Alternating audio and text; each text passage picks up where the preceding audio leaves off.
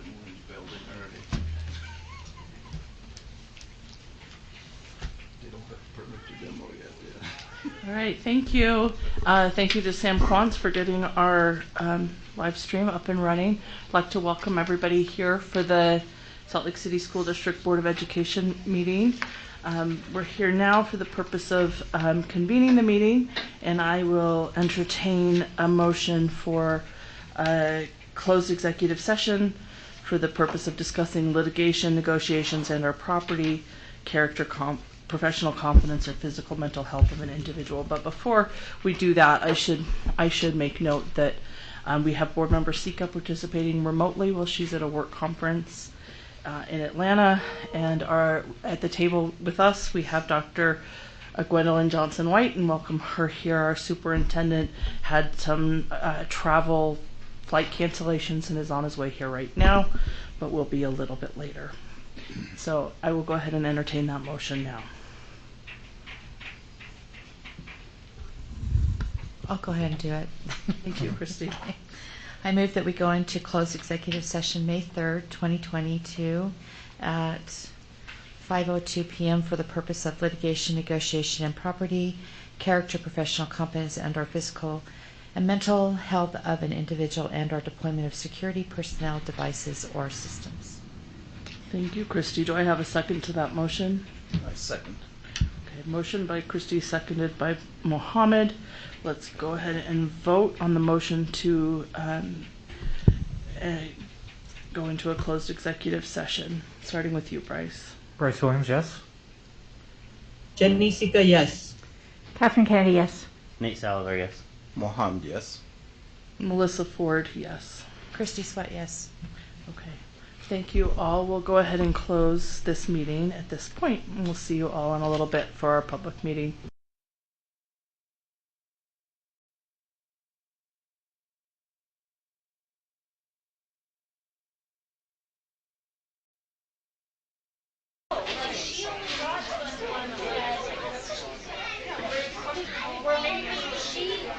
She just like approved accommodations for people just without even discussing it.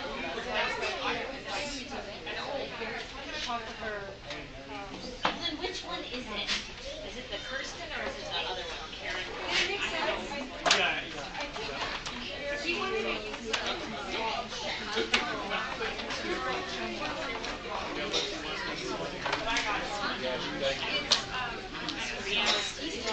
sit there and then it just be like, oh well, this isn't automatically on the meeting discussed. And then when she was like, well, he's gonna write that letter, I was like, well, let's wait better than you for the ones that are just approving it, right? Sorry. No, I'm like, okay, I'm telling Joan I don't like her breathe, and then I'm telling her, well, just wait a second. I'm like, I need to play nice, man. Okay. All right. Yeah. Are you coming back?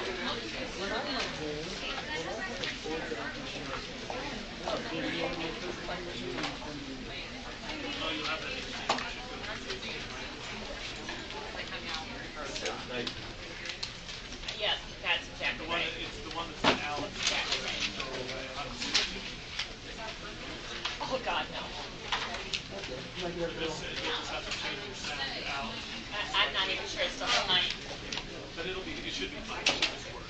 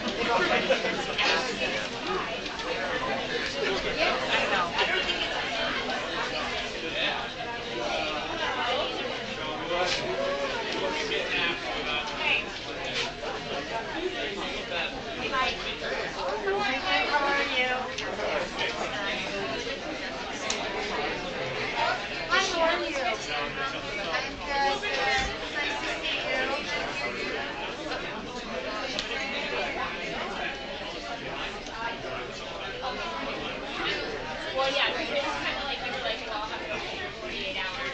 And I was like,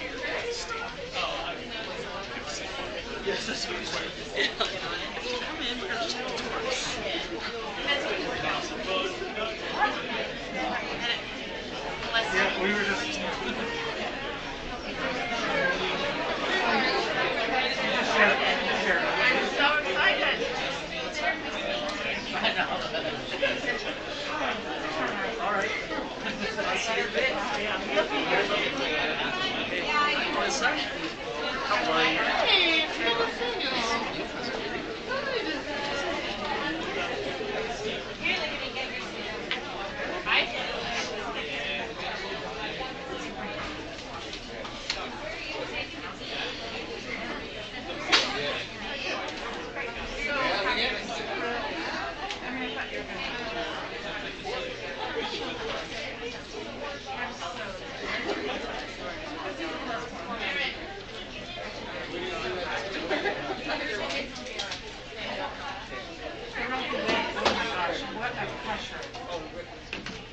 That was really helpful.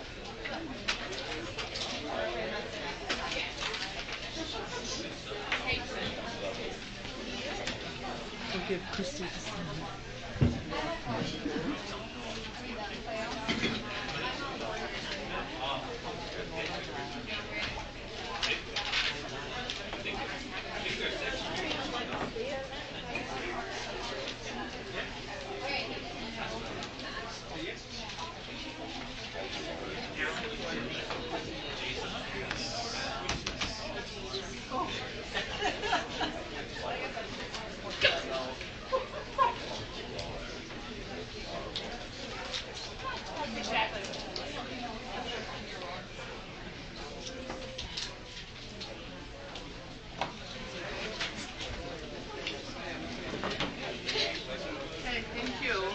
Welcome everybody to our Salt Lake City School District Board of Education meeting.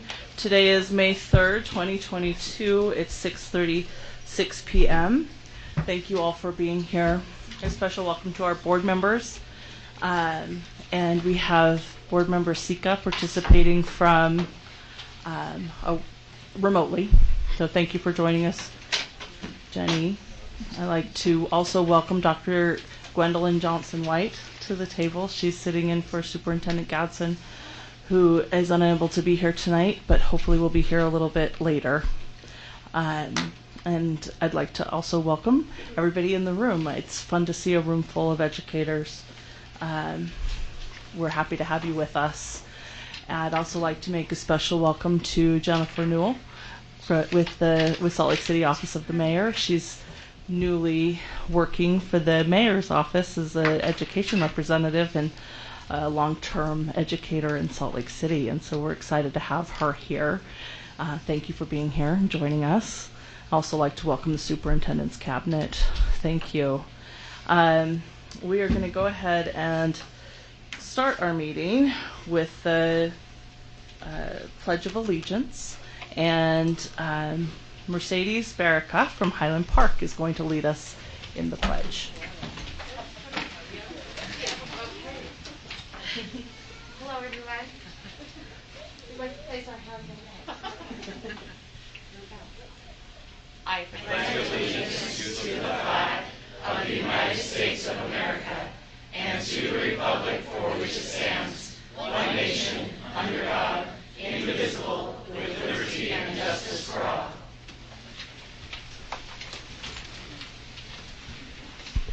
Thank you, Mercedes, for leading us in the pledge.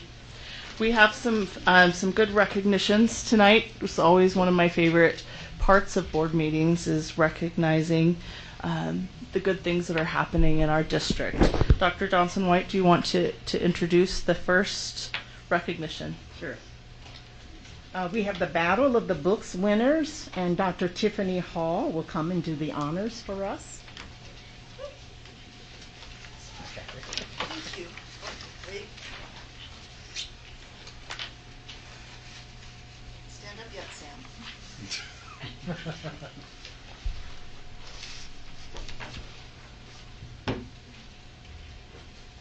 No. I think Alan fixed it last time. I always wonder how many board meetings it's going to take. Yeah, one more.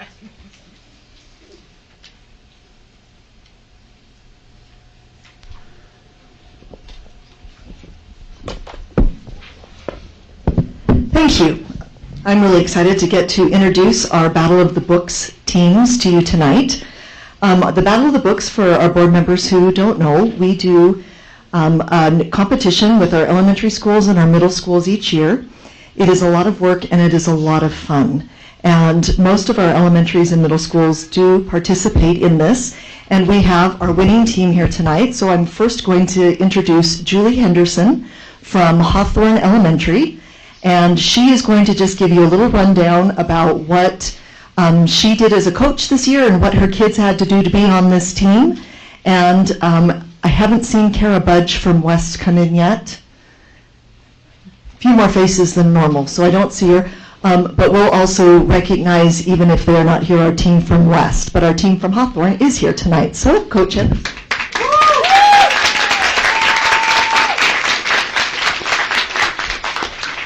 So these are my Battle of the Books students. They each read 24 books over the year, and they have been reading them and learning them. We took a big quiz, and as a team, they were able to answer a bunch of questions, and I think we only missed one on the whole quiz. So I was really proud of them. They did a great job.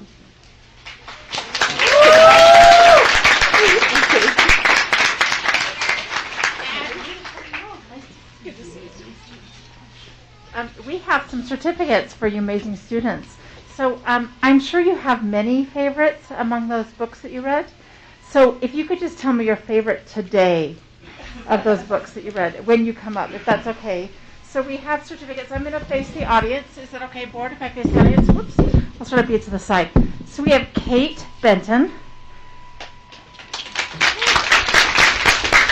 And Kate, what was your favorite book today? My favorite book was probably Efren Divided. Nice, great.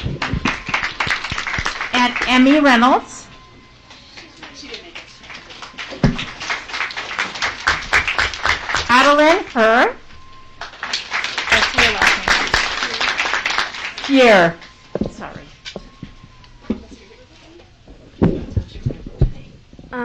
Probably The Lion of Mars. Adela Stack. I also liked Lion of Mars. Peter Kim. Peter, what did you think? My favorite book was probably My Life as a Potato or Ground Zero. I'm getting some good reading ideas. And then we have Lucy Dayton. No, that's not easy.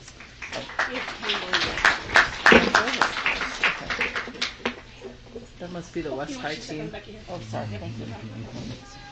And Campbell Walters. Do you have a favorite book? My Life is a Potato. I'm actually going to choose that one for my next read, I think. Thank you so much for having, and the West kids are not here, is that right? I'm so sorry. The West kids are here. Oh.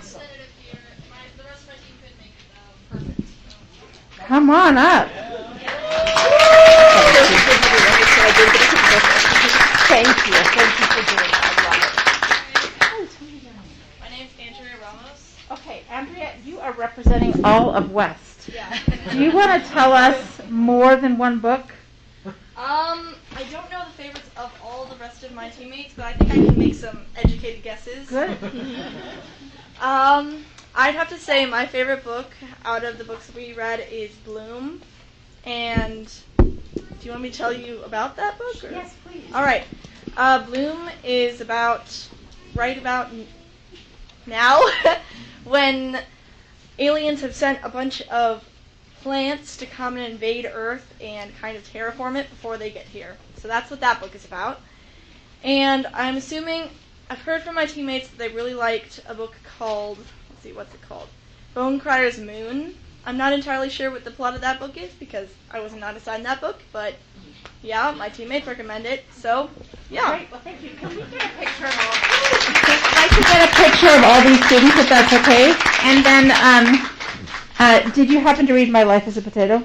No. Okay. All right. All right. Just wondering. Okay. Thank you. Okay. Well, I'm looking forward to that one and Bloom too. Thank you so much, students. Thank you for being readers. It will enrich your life. We want a district of readers.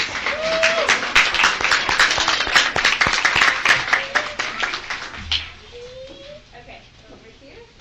1, 2, 3. I can tell you're off my land in math. Thank you.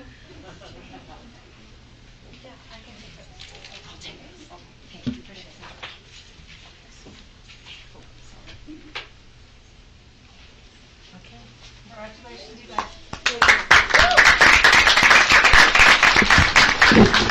I'd like to thank you for recognizing all of these readers and for the librarians and other teachers that helped coach them and read all the books and wrote the questions.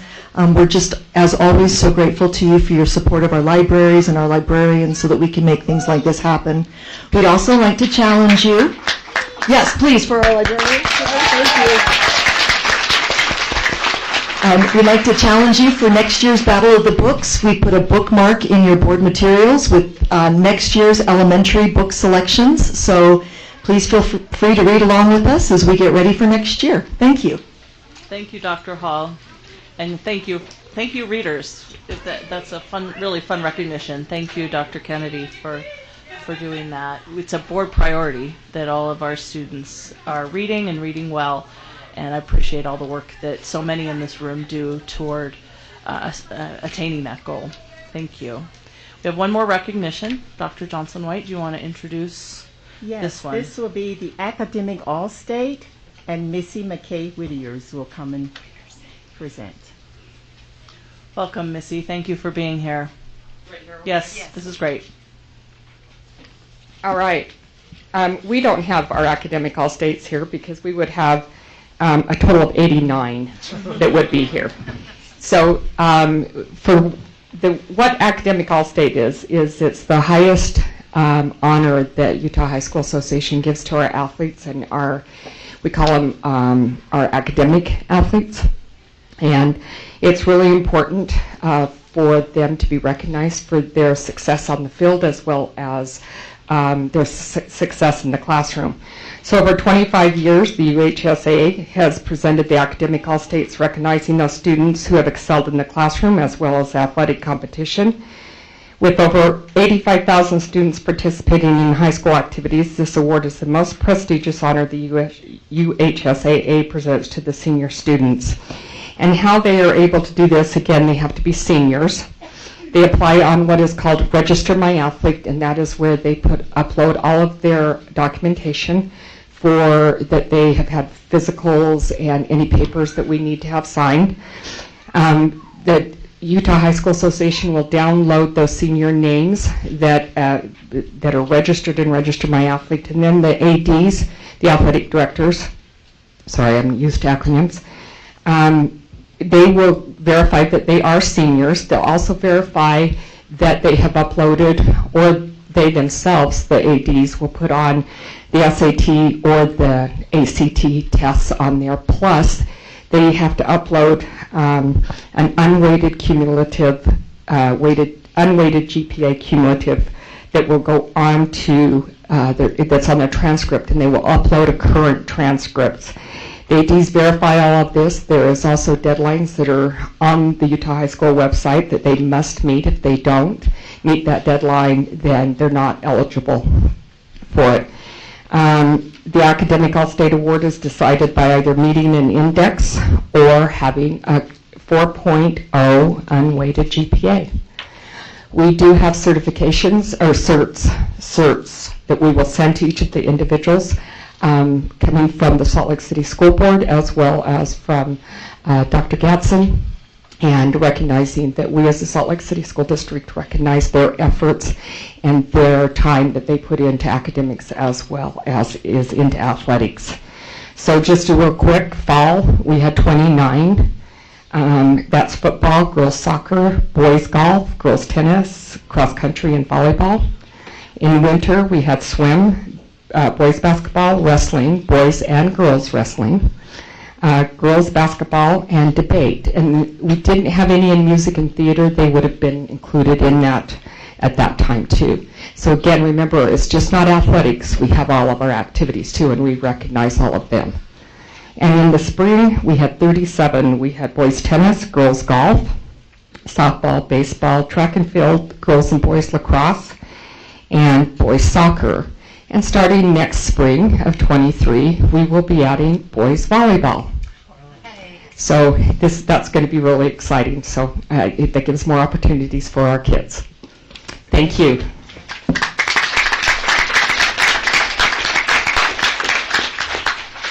Thank you, Missy. It is great to recognize the athletic and academic accomplishments of our students. So thank you. All right, we'll go ahead and move on to our consent agenda, and I would entertain a motion on the consent agenda. President Ford, I move that we accept the consent agenda consisting of item number 1, purchasing and accounting reports, A, purchasing report, B, purchasing report Excel format, C, budget report for March 2022, D, payment voucher report, E, schools financial report March 30th, 2022, number 2, human resources services report, 3, minutes for board meeting April 9th, 2022, and item number 4, B1, Board of Education legal status, responsibilities, and ethics. Do I have a second to that motion? I'll second. A motion by Nate and a second by Bryce on the consent agenda. Do I have any discussion to the motion? I'd like to thank the Board Policy Subcommittee for the work on B1 and in particular Executive Director of Policy and Legal Services, Ms. Kindle, for her work on that. It reflects some good conversation at this table and at the Policy Subcommittee level. If there's no other discussion to the consent motion, we'll go ahead and vote, beginning with Precinct 1. Bryce Williams, yes. Jenny Sika, yes. Catherine Kennedy, yes. Nate Salazar, yes. Mohammed, yes. Melissa Ford, yes. Christy Sweat, yes. All right, that consent agenda is approved. Thank you, Board. And we'll go ahead and move to our request to speak. We have such a good group here today, so thank you. We're excited to see this in our boardroom. The board's asked me to read the speaker guidelines for public comment, and I will do that now. The board enjoys the opportunity to hear from the public during the public comment portion of its meetings. Before we begin, I would like to take a moment to remind you of our board rules governing your comments. Time may not be used to air complaints concerning bidding, contracts, employment, or personnel issues, to criticize or defame district employees, or to make complaints for which other avenues for redress exist. Time may not be used by employees or their representatives to circumvent formal communication channels or establish grievance or negotiation procedures. The total time reserved for public comment is not to exceed 15 minutes, with individual presentations limited to 3 minutes and group presentations limited to 5 minutes. I'd also like to explain that unless the speaker's topic is already on the agenda, state law prohibits the board from deliberating or taking action on items raised during the public comment period. However, if it seems appropriate to the circumstances, I may direct staff to follow up with the speaker on the topic discussed. And I will reiterate that we really do look forward to this opportunity to hear from the community. The first group that has signed up to speak to the board is a group of Salt Lake City School District employee representatives, and I'd like to invite your selected speakers to come to the podium. Thank you and welcome. And remind you that you have 5 minutes, and Vice President Salazar will be keeping time. Good evening. I'm Shay Olson, and I work with the educational support professionals with the Building and Grounds Association. And I want to express how much teamwork there is that we have at the Salt Lake City School District from our educational support professionals. For the past couple years, our ESP team members have been going above and beyond their line of duty. With approximately 150 vacant positions, the workload is heavier than it can be carried. Our grounds department has conducted COVID tests. The IT department helps clean the buildings. The maintenance departments help serve lunches in the cafeterias. Without the commitment, loyalty, and dedication from this team, we would not have student success during this COVID era. Continuing this practice will lead to burnout and increased turnover. We are committed to supporting students, and we desperately need the commitment and the support from the Salt Lake City School District for funding. We need attractive salary schedules and benefits to recruit and retain employees, and for that, I thank you in advance.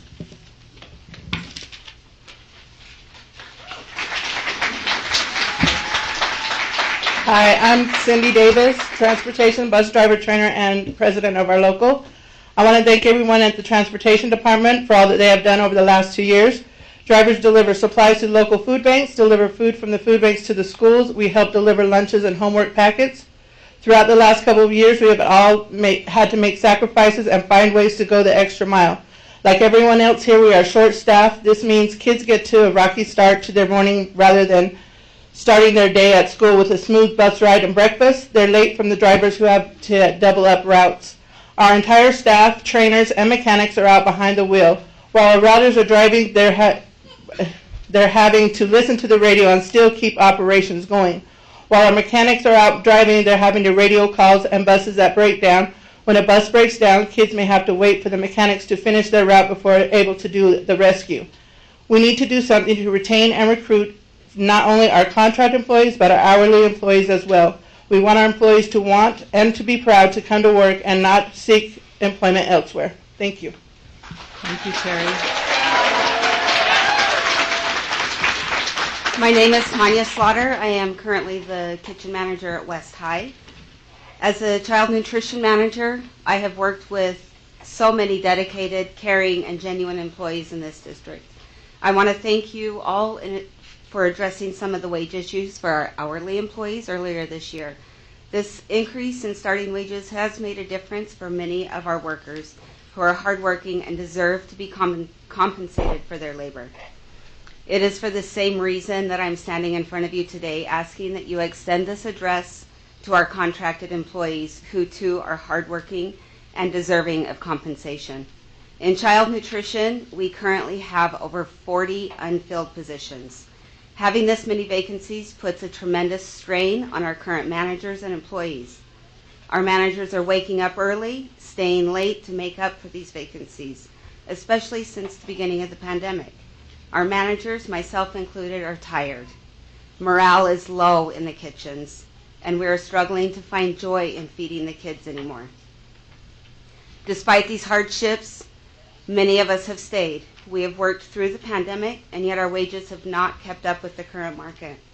Currently, nearly 50% of our contracted managers are working second jobs just to make ends meet, myself included. It's hard to maintain 2 jobs in a sustainable manner, and if we are asking employees to commit to full-time hours, we need to at least offer appropriate pay in exchange for their time. If we don't start investing more into our employees, who's to say our current staff won't leave the district to work elsewhere, where at least they know the pay will be comparable, if not better. Our contracted employees in child nutrition and in other departments represented here tonight are crucial to the successful operation of our schools. If something doesn't change soon, we'll lose who we do have, making our current situation, while barely staying afloat, even worse. Thank you.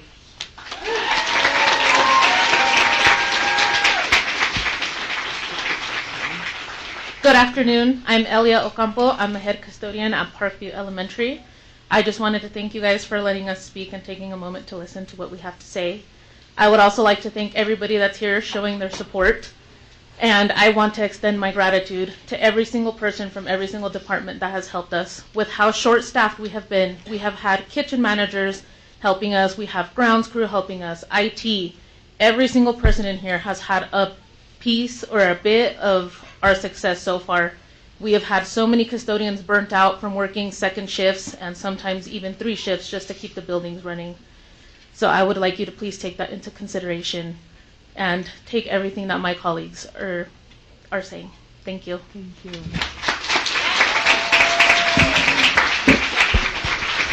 Good evening, board members. For those of you who don't know who I am Becky Bissiger. I am first and foremost a kindergarten teacher, and I'm also an executive board member for the Salt Lake Education Association.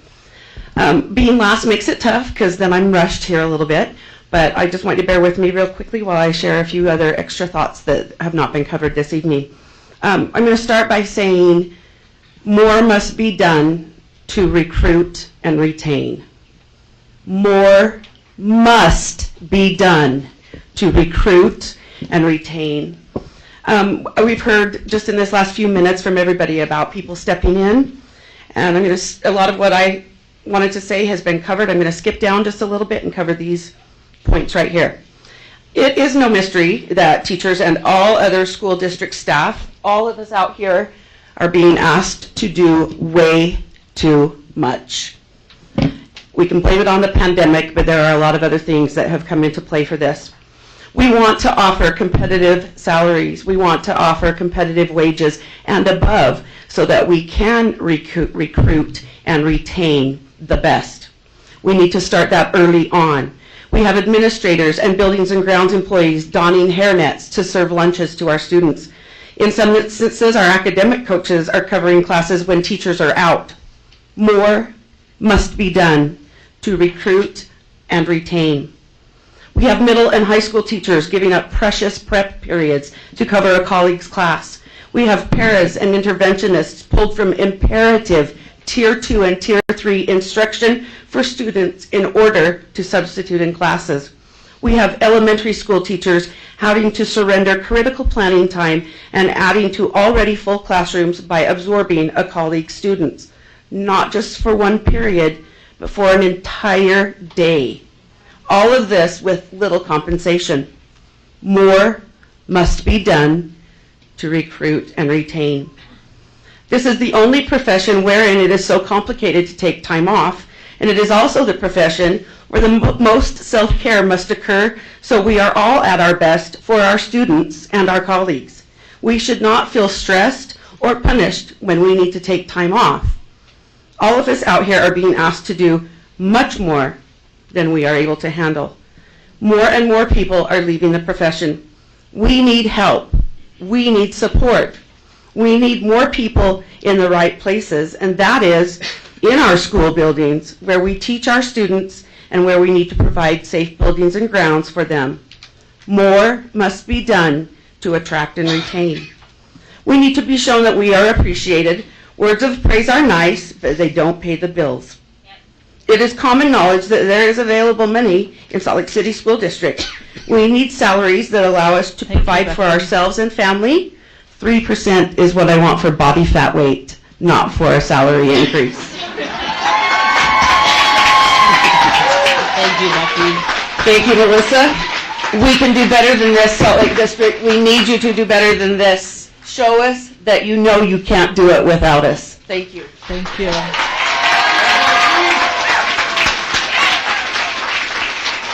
Thank you for taking the time to come and speak to the board. We really appreciate hearing your message. We'd love to see the support that you've brought with you. Thank you. Next up on the request to speak list, we have Amanda Longwell. Amanda, would you like to come up to the pulpit? Thank you. First off, I'd like to know if we have anyone following, and if we don't, I know you try to stick to the 15 minutes. May I humbly request a little extra time to get through We don't have anybody else but you, and May I have a we can give you 5 minutes. That would be lovely. Thank you. Okay, thank you. Okay, just to piggyback on everything that was said, yes, yes, and yes. For you that don't know me, I'm just a parent, but I hear you because my child either is rewarded or suffers based on everything that you brought up. I'm going to kind of try to go through my thoughts quickly. One, I wanted to say thank you for the last board meeting. You guys approved a budget for extra nursing services at specific schools out of the Gen Ed fund instead of pushing that on the special education fund. So thank you for bucking up and supplementing and versus forcing that to be only special education. That was seen and that's appreciated. The summer school conversation, obviously, I wrapped all of you guys into a 2-month, you didn't see all of it, but it literally was a 2-month conversation trying to vet out an answer, a clear answer. And I did find out today that ESY was finally shifted so the academic time does mirror the pandemic-funded summer program. So before it was less a half an hour, now it's actually 8:30 to 11:30, which mirrors the summer pandemic-funded summer school program outside of the breakfast, lunch, and the enrichment time. So I do appreciate those that made that shift to at least try to honor making that aspect of it equitable.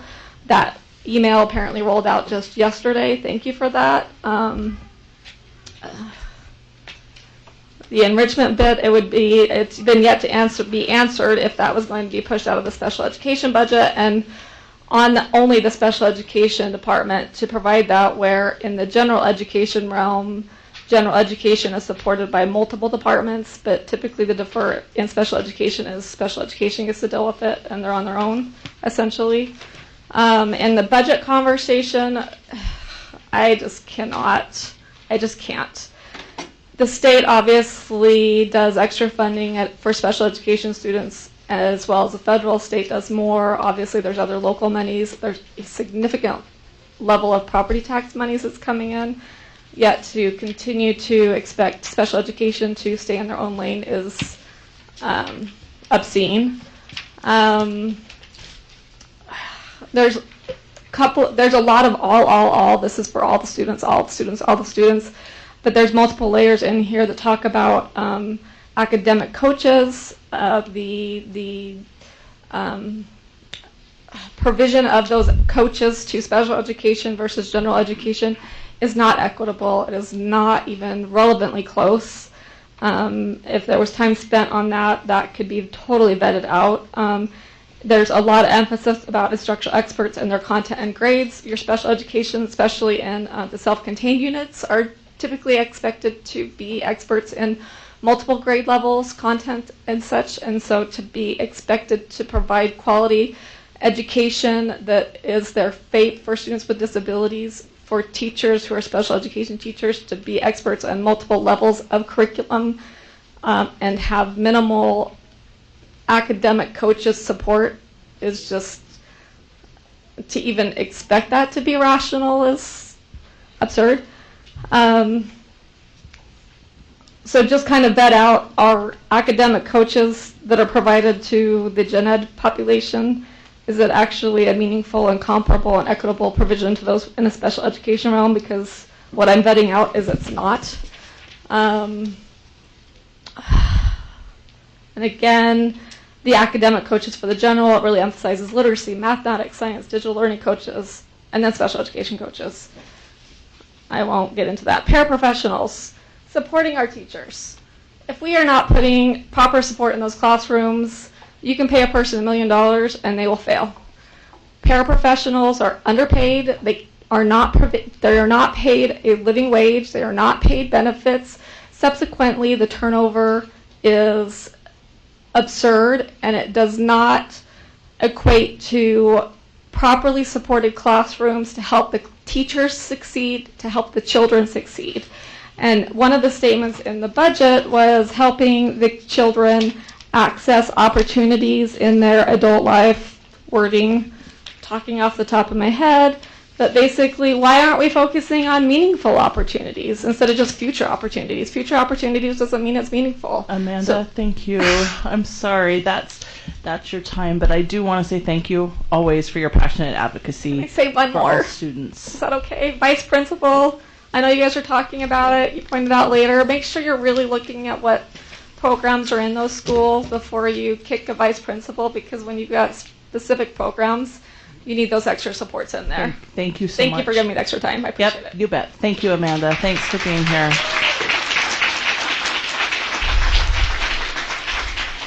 The board really does value the hearing from the public and hearing from our employees. Thank you for your advocacy. We appreciate that. All right, we'll go ahead and move to the report section of our agenda and begin with the first report, which is the draft budget book executive summary. Yes, so attached to the agenda and also in your budget book is an executive summary. This largely is just information. It talks about how our funds are set up, what funds are, and there are some high-level numbers in there. What I would suggest with this is just take some time to read this, and our next board meeting we'll be presenting the entire budget book. And as we hold small group meetings and have a conversation with the full budget book next meeting, this might help you generate some questions to come forward and increase that understanding. So I don't want to spend a whole lot of time in this, but just know it's just kind of a high-level summary of our current budget, and we'll discuss that in more detail on the next board meeting. Thank you, Alan. Go ahead, Christy. So, Alan, thank you so much, and I definitely would encourage all of us to do those small group meetings. I think it's so important to have that one-on-one with you and be able to ask the questions that maybe sometimes we don't have as much time as we need, in our board meeting. So I heard a really interesting idea that I would like us to consider in our small group meetings. So I was talking to Alan about it for a few minutes in a conversation this past week, where boards of educations are doing the same thing that we're doing, which is using our ESSER funds the way that it's been allocated. But we also know that we have been using one-time funds for things that are going to eventually need long-term funding. And so maybe in our small groups that we could put together some ideas and pathways for us to be thinking about now for 2024, 2025, 2026, once those ESSER funds are gone. And to include that in our small group meetings so that when Alan comes back to the bigger group, that we can really have some pathways for our future board members. I think that it's important that we don't leave that to the last minute. And they said that it was a really healthy and good conversations that were going on in these boards, in these small group meetings, as they looked at also the accountability piece that we've asked for, with the ESSER funds, how is it working? But also to really be looking at how are we going to make those areas that we're using the one-time funds for ongoing funds. So if we can maybe consider that as a board, talk about that in the future, of looking at those small group meetings and talking about those pathways for after the ESSER funds are gone. Thank you, Christy. Other comments on this, the draft budget book executive summary? I thank you for the presentation, Alan. I read through the executive summary and I appreciate the story it tells about the budget. For somebody like me, that language is helpful. The numbers sometimes don't speak to me as well as the words. So I appreciated that, and I really did appreciate the attention to detail that's in that executive summary, and the focus on all students, and I appreciated the additional focus on technology. Some of the things that the board has talked about is important, but aren't technically included in the current student achievement plan. So I appreciated that you had that in mind as you did that.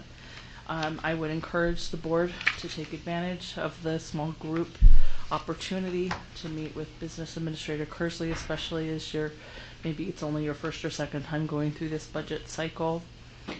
He's very skilled in putting this together and appreciate what he does for that. So for sure, take advantage of that, and then know that we will have this on our, as Alan says, the budget to be studied in more depth at our study session on May 17th. If there's nothing else, other board members' comments on that, then we'll go ahead and move to the next item on our report agenda, which is the Salt Lake Virtual Elementary, presented by Ken Lim, who's the principal of Salt Lake Virtual Elementary. Please join us at the table. Welcome, Ken.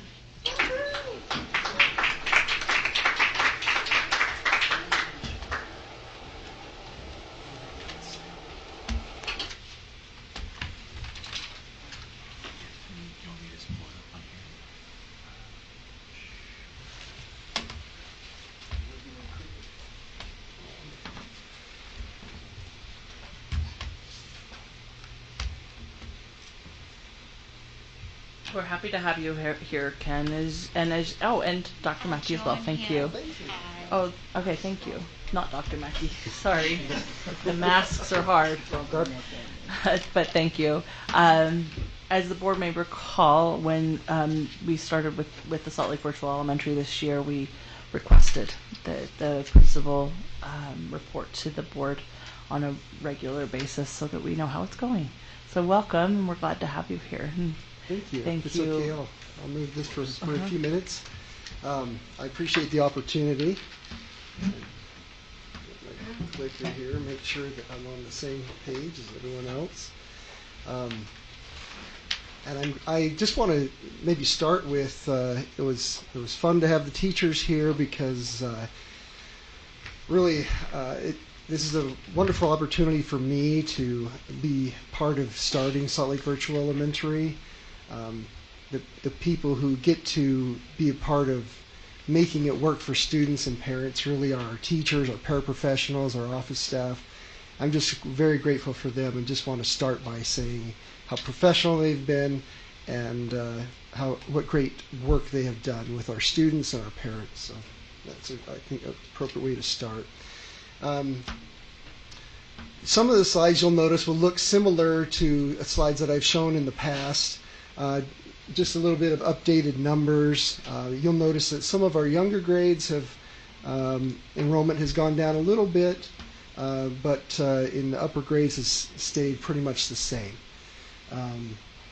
We do have 2 teachers per grade level in kindergarten through 4th, and then in 5th and 6th have 1 teacher per grade level, and then we're still working on hiring paraprofessionals in all of our grades. Some of our grades already have that paraprofessional, but we're working on still hiring a few. As was mentioned by Becky and some of the others, that has been an issue, right? Attracting and we've been able to retain all of our people, but to be able to attract. Happy to report that it's springtime and it's time that people are looking for positions, and we've been interviewing, so we're excited about that. Again, this is a similar slide as before. Technology is pretty much the same. All of our students have the technology they need. We also have some extra technology or laptops when students sometimes they break, or sometimes it's operator error, right? But we have extra computers and laptops for students to bring in and to trade out, so we can make sure that all of them are up and running. We're very grateful for our digital learning coach, who not only trains us as professionals on how to use technology to best serve students, but also helps students and parents when they need support. And so we've been grateful for that. We're also grateful for the support through the instructional technology department. They've helped us streamline the registration process to make it easier for parents. And then our IT folks have been very instrumental in helping us maintain our teacher computers and devices, as well as our student devices. Assessments, again, we still do all of the assessments that every other school in the district does. Sometimes it's a challenge because some of those tests have to be done in person. Not everyone wants to come in person, but we're working through those challenges and participating in all the assessments. Special education, we do have a special educator on staff, a resource teacher. We're very grateful to the special education department who has provided speech language pathologists to help our students who receive speech services. A counselor, we are very excited. We're very close to hiring a counselor for next year. We really struggled to find one this year. And we're very grateful for the counselors in the buildings that our teachers are in, who've been willing to step in if and when needed for students. Specials, what some people call specials, the dance, the PE, library, are still the same as we talked about in the winter. The only difference in this slide is at the bottom. We had a professor who proposed University of Utah arts students come and do some lessons with that would integrate arts and other subject areas. And they did that. So they did a lesson each week over 8 weeks, and it provided for a great amount of learning for not only university students, but our students and our teachers, who provided feedback to the university students and probably did some learning themselves about how to integrate arts in other areas. We're excited that we have been approved to have a BTS art specialist in our school next year, and we're working on the hiring process for that. Again, we're grateful for the teacher support that we've received from the district office, from cabinet, and from the coaches. So we receive support from math coaches, literacy coach, our digital learning coach, as well as we've had an ALS coach come and support our teachers and train our teachers. I just wanted to mention really quickly, we've had teachers who are recognized for their efforts and their success. One of our teachers, our 5th grade teacher, was recognized by the Utah PTA and put on their Teacher Walk of Fame, and so we were excited about that. It's that time of year for Teacher of the Year to be nominated and the process to go through. And we're really excited because 5 of our teachers were recognized and nominated for that Teacher of the Year. So I think that speaks to the quality and the passion of our teachers. I will say also, I've received several calls. Of the 16 years that I've been an administrator, this year is the one that I have received the most calls and emails and face-to-face contact with parents who have just really been appreciative and complimentary of our teachers and our staff. So I'm very excited about that. If it's okay with you, I have a quick video. It's just over a minute. It kind of gives you a peek into our students' lives at Salt Lake Virtual Elementary. As you know, most of our instruction is synchronous. We do have some asynchronous time, and we do have some in-person events that we hold. And so I just wanted to show a quick video that was created by our 5th grade class. I'm hoping the sound will work, and it doesn't look like it is.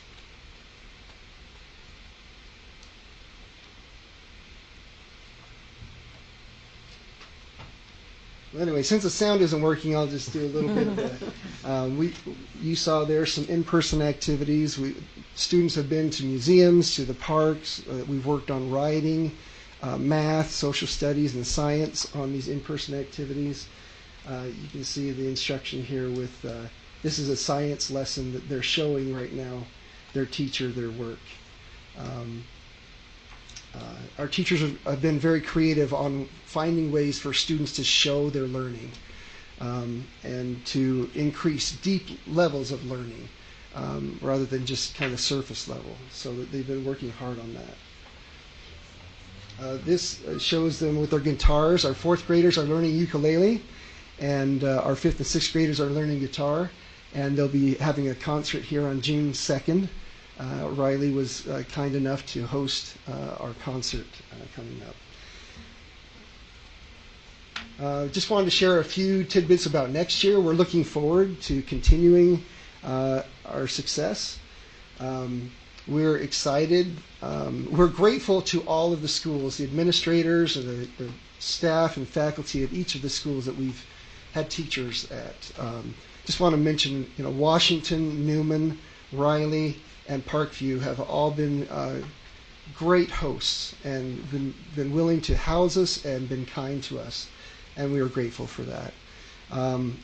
We have been able to work with Parkview Elementary and being able to have all of our staff and faculty be in one place next year, and we're very happy about that.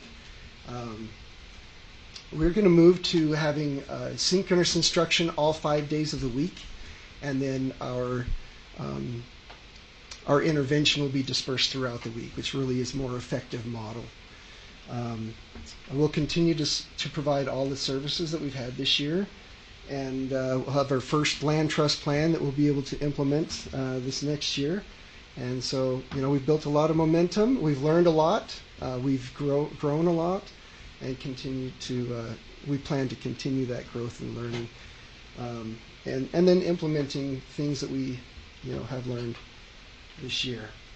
Our enrollment remains strong. Again, want to say thank you to the instructional technology department for helping us to make that enrollment process a little easier for our parents, making it kind of one step instead of two big steps, and a little less repetitive. So we're grateful for that. We, even this week, have had a student enroll, and so we continue to have students enroll in our school, and look forward to enrolling students for next year. And we're happy to entertain any questions you might have. Thank you. Oh, I'm Yeah, sorry, I'd like Dr. to Broadway welcome McDaniel Director would like Broadway McDaniel. I'm sorry I didn't introduce you correctly earlier. That is But fine. Thank you for being here. Thank you for having us, and thank you for asking for the update. I want to commend Principal Lim and all of the teachers and anyone that works with Salt Lake Virtual Academy. As we go into this new normal, they are starting something. They are the inaugural people to do this, as few are across the nation, and we're really building this plane as we're flying it. So thank you to the district that when we ask, or when Ken asks and he pushes me, thank you to all of the departments that are there to support this, because it is a viable school option and it expands the choice for Salt Lake City School District. Thank you so much. I am so proud of them. The teachers work so hard. We all know how hard it is to be in front of Zoom for an hour, and they do it all day. So I really want to say thank you to everybody. When I go visit him, he's monitoring all day. So I'm very, very proud of this school, and I'm glad that they are a real school. We've done a land trust plan. It was hard for him to get it done because there was no precedent. But I'm proud of Mr. Lim and all of everyone that works for this Salt Lake Virtual. So thank you. Thank you. I really appreciate that. Questions from the board? Comments? Go ahead, Christy. Thank you so much for the presentation tonight. I'm so glad that we can see what's going on at the school, and I wish we could have heard that great little video right there, Ken. That would have been nice to see that. Maybe you could send it to us. That would be really great. So, 2 questions. So as you're looking towards next year, what ideas are you thinking of for recruitment for students? Excellent. Thank you for that question. We've been brainstorming a little bit as a faculty around this. We plan to have an information night. I know that, for example, Innovations High School has an information night. We'd like to advertise that on social media, get the support of our district social media as well, and webpage. We'd like to do some advertising. We know that there are like Utah Parent Magazine and some areas that we could reach out to and get kind of noticed. There are a lot of great things that I think will help us stand out. One is that we really are synchronous almost most of the time, and we know that some of the other schools that do online do a lot of asynchronous, and so that's one of the things that we'll highlight.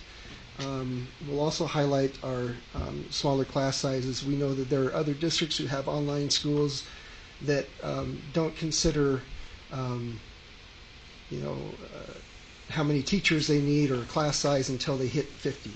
So that's something else that we can advertise. So if you have suggestions, we're open to them. We plan on using our social media. We have planning on having information nights.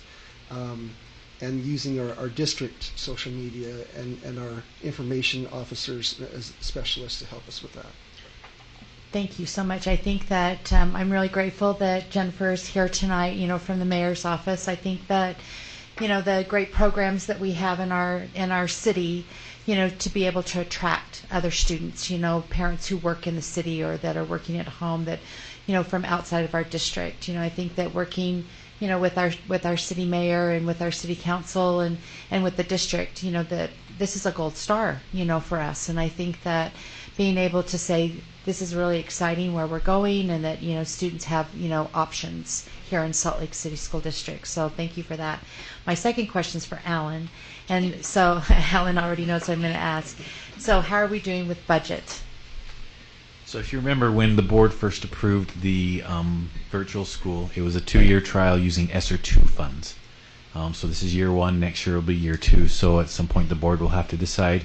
I mean, we can have potentially ESSER 3. So at the end of next year, using ESSER 2, the virtual school pretty much finish out the ESSER 2 phase.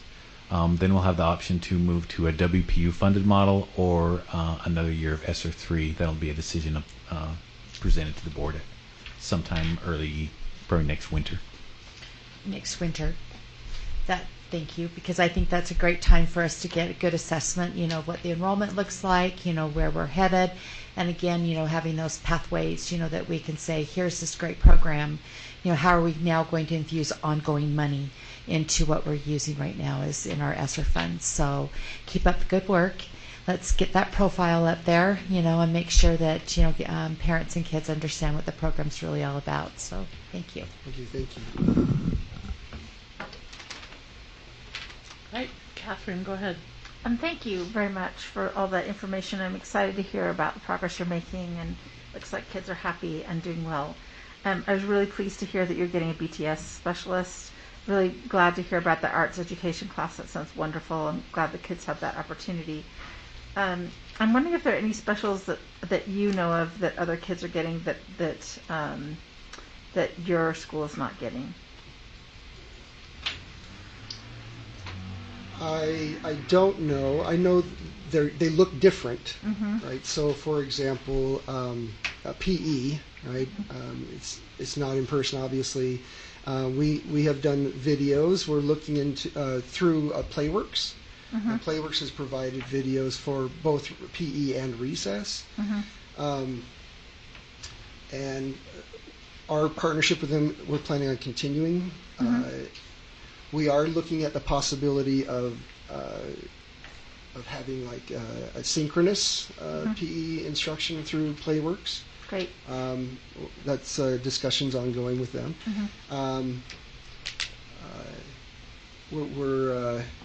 So that's an example. Great. Art will be up and coming. We're excited about that, and that will be a synchronous instruction. Music, we have synchronous instruction for the upper grades, discussing how we can provide some for the younger grades. Great. And if you have a chance to talk to your faculty and to think about your time at Mountain View and think of if there's anything that's not being provided to those kids that we should be providing, I'd really appreciate it. I did notice that your NELP instruction is happening via Canvas. And that seems like that could easily be done in person, and I'm wondering if we can make that change somehow. I would want to see that happen. It seems like that should definitely be in person, and there's no reason why those students shouldn't get in person ELP instruction rather than just Canvas assignments. I assume is what they are, right? Correct. Right now they're asynchronous Canvas assignments. I think it's really important for those NELP students to feel like they have a community. And I think that if they're getting those assignments on campus, that's not happening. So I'd really like to hope that that's happening for those students. Yeah, I would like to have that discussion. Great. So I would love to hear from the rest of the board if they don't agree with that. But I really think that, that's an equity issue. Other kids are getting that around the district. It seems like do you call it SLVE? Or how do you? Yeah, it's Salt Lake Virtual Elementary, and we do. We do write SLVE often on our messages. Great. Well, good. So that's what I'd love to hear those things reported back, and we really appreciate the work that you're doing. And you know, I think that your numbers should be tallied. They may not be high enough, but should be included in the tally for assistant principals as well. So I hope that is, and I hope you're getting the counselor support, librarian support, things like that. Those are, I guess, a couple of the other library at least would be a special that I'd be thinking of. Are you getting library? We have fantastic support for library. Okay. We're able to have. I hope it's okay to mention his name, Mr. Tim Roush, and oh, good, great. He's well loved and respected by educators and students alike. Wonderful. Okay, well, thank you so much for being here and for sharing all that information with us. The kids look great and happy. Thank you. Thanks, Catherine. Do I have other questions from board members? Mohammed, go ahead. Thank you so much. It's very nice actually to think outside the box and be the only school or the only district actually in the whole state of Utah that would have such a program. That is fantastic. And so so it's virtual. It depends on technology, 100%. Is there something like when you wake up in the morning that just makes you want to take that laptop and throw it out the window because technology is not operating? Is there something that's missing that you think, we could, help, perfect the processes as you go? Yeah, I mean, we do have great technology and great devices, and I would say even more important than that are the personnel who support us in making sure that they're working correctly. We do have some teachers that, they're, whether it's the internet or the devices, we're kind of limping through to the end of this year, and we're working on, what exactly is the issue, and we're getting support with our instructional technology department. Okay. So that's one of the things that we've committed to working on as we move into Parkview, is making sure that from the get-go we have the technology we need. Okay. And so there have been some proposals made to school leadership and performance as far as technology we feel that would be most beneficial. Mm-hmm. I think an increase in RAM would be appropriate. And so we're working on those things. I know our instructional technology department, our school leadership and performance department has listened and is working on those things for us. That's great. That's great. Thank you. I appreciate it. Other questions from the board? Kate? Yeah, and let me get to my timer. Sorry. Mm-hmm. Not necessarily a question, but one, just the accolade and gratitude for being here and all that you do. I guess my thought or suggestion, especially relative to what board member Sweat said about recruitment, just knowing that during the pandemic times of virtual instruction, we saw a lot of students who had issues either behaviorally or were being bullied, really benefited from our online virtual platforms. And I'm wondering, what kind of information you might be able to bring to us about PBIS in the virtual elementary school. I just think it's such a huge benefit for students, and it could also be a really good recruitment tool. And I would definitely look forward to learning more about that in the future. And again, just thank you for being here tonight. Thank you. Thank you. You're welcome. Any other questions? I have a question. I'm glad to hear that you're located at Parkview in one school. I think that I had concerns about that before, just where you're doing in person on one, here and there. If a parent has kids at multiple sites, that could be challenging. But now I'm curious about what kind of room there is at Parkview, and will you have more than one teacher per classroom, and how that might work in a everybody's on Zoom kind of situation. Will there be lots of background noise if you've got more than one teacher in a classroom? So if you can maybe just answer that question, because I don't know that. I can give you some of the answers. Okay. We have a plan for, yes, there will be more than one teacher per classroom. And we do have a plan for kind of a wall that would go on, a mobile wall, if you will. It's not like a built-in wall, but there will be sound baffles attached to those. We're going to get best headsets we can find for our teachers that will cancel sound as well. And so the plan is for 2 teachers per classroom. 2 teachers per classroom. Is that something that maybe you could try? And if it doesn't work, can there be some flexibility there? Maybe that's a question for you, Director Broadway McDaniel. Just worried that if that becomes an issue, that we can be flexible enough to address that. Yes, absolutely. His secretary, Jillian, what's her last name? Yes, she worked at the community college, so she's been very vocal and has seen the barriers and things like that. So if they don't work, we would look at maybe another site that's nearby. We have some of the other schools that have space. There were some empty classrooms at Parkview, and the interim principal was very, very, very helpful in helping us put together a design that we could keep our virtual teachers together in a community, and as well as not interrupt but still be collaborative with the Parkview family.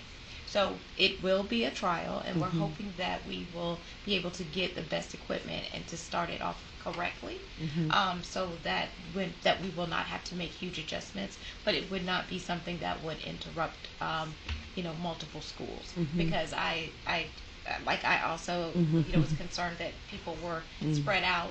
All the schools were very, very, helpful and nice to our teachers, but sometimes that feels isolated when you're the only person in a building that's doing the thing that you're doing.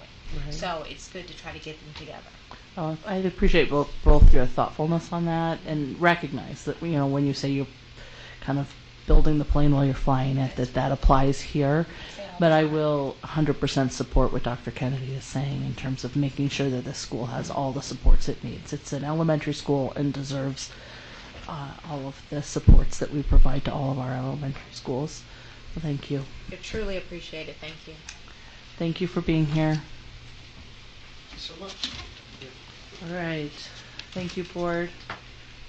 Oh, and welcome to our superintendent. Come on in. Pull up a seat. Oh, don't kick her out. She's been here the whole time. All right. Up next is, on our report agenda, is our summer school update. So we'll invite those to the table that have been asked to present on this. Thank you. And welcome. Make sure we've got chairs for everyone. I see James Yapias, our Executive Director of the Foundation, Salt Lake Education Foundation. Erin Anderson, Special Ed Director, thank you for being here. Liz Gonzalez, who's the Director of the Community Education Department, Engagement, thank you for being here. Dr. Mackey, who's our Executive Director of Strategic and Operational Planning, thank you for being here. And Nicole Suchi, thank you as well. A director in special ed, is that? I'm sorry, will you just tell us your title? Coordinator. Yes. Okay. Thank you. And Dr. Taylor. This is quite the team. Thank you all for being here. Dr. Taylor, who's our Executive Director of School Leadership and Performance. Yes. Superintendent, do you want to introduce this report? Yes. So, President, for members of the board, you see all of these faces in front of you because it was extremely important to me that summer school not be an initiative that we put on the shoulders of one person, but it's a whole of district effort. And that's what this team represents. And so without further ado, I'm going to just turn it over to them and let them do their thing. Do your thing. I thought we had a little visual, but we do not. So it's fine. Oh, yeah, there is a visual, isn't there?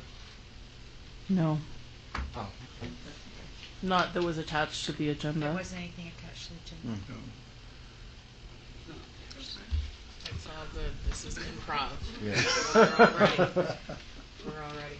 So as Dr. Gatson stated, summer school is an undertaking that involves all of the departments that you see here and also those that you don't see here, but our colleagues in the audience as well. And so really the goal of summer school for this year, particularly with the learning loss, although I don't like to use the term, but the pandemic interrupted learning for a lot of our students. And so we really wanted to make sure that summer school this year was more robust. And again, under the direction of our superintendent, wanted to make sure that we provided opportunities for those students who were experiencing severe loss of academic achievement, but also ensure that there were social and mental health and physical activities for them to engage in. And so our summer school program really looked to aim at addressing those academic achievement gaps as well as provide those opportunities. And so in grades 9 through 12, we have credit recovery. And in grades K through 8, we were able to identify those students who were in the lowest 35%. And so what that meant is that we worked with our assessment and evaluation department, we worked with our information and technology department, and used Acadian's data and also end of year RISE data to identify those students in those grades that were experiencing that undesirable performance, we'll say, academically. And so with that, we were able to identify approximately 6,700 students. That is about a third of our district. When we take that into consideration, we had to ensure that we provided a robust academic program supported by enrichment activities in the afternoon. And so we worked with our community education partners, that will be Liz Gonzalez and James Yappius, to ensure that the program was also robust. We wanted to work with our special education department so that when ESY was offered to those students who qualified, they too would also have a program where they would be supported to maintain their goals as well as be able to enjoy the enrichment in the afternoon as well. And we are providing support to our 3 and 4-year-olds through our early childhood program. And so again, this was intended to be a more robust summer program offering. And in addition to that, to ensure that, we will be evaluating our summer program. And so right now, we are tasked with making sure that each department that is over academics, that is over enrichment, as well as some demographical data, will be working to collect that information to be able to present a data dashboard that will be housed internally as well as externally so that parents will be able to see that. We're working with our budget finance department to also show how the dollars that are being expended, what impact we've had with our students over the summer. And so this really is a total look at how we do things, what impact those finances will have on truly improving student outcomes. I thought that you all were looking up there, so I was wondering. So I just wanted to also share with you a timeline.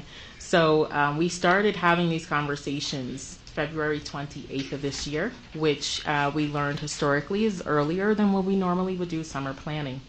We also worked with the special education department to ensure that parents receive their PWNs to accept or decline those ESY services. When we identified those students in the lowest 35%, those parents received a unique link that we pushed out starting March 21st. And so what happens, and I have my colleague Sam Quantz in the audience just in case, but when parents register, they get periodic push outs to the parents who haven't registered to remind them.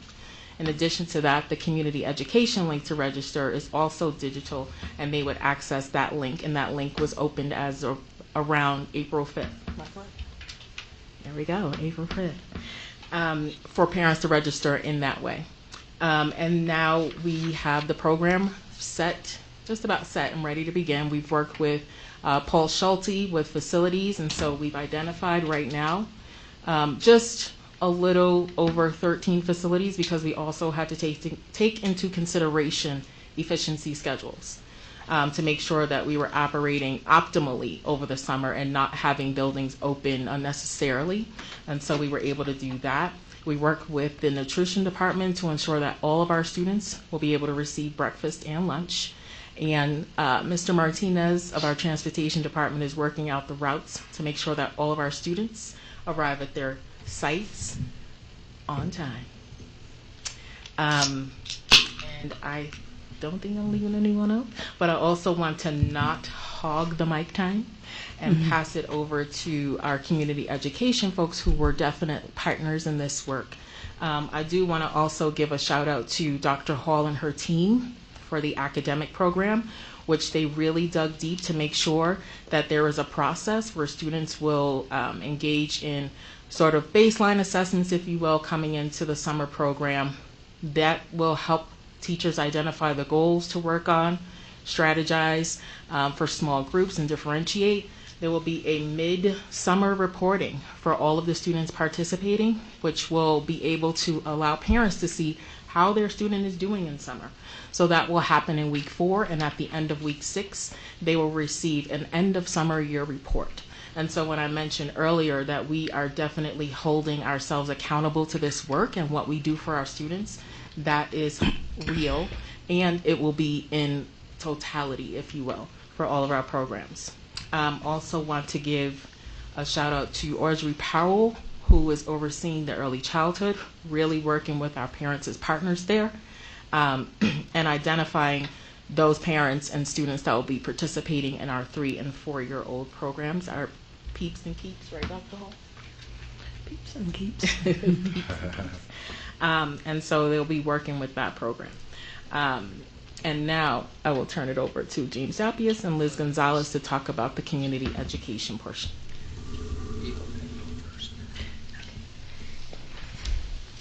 Thank you, Dr. Mackey. As Dr. Mackey stated, our registration process is through the community education website. We have our registration process where when you go to the community education website, the headline, the top header has our community education summer programming. So you click on that and the link takes you right to the summer programming link, and then you can have 2 different camps that you can register for, Discovery Camp or Bonneville Camp.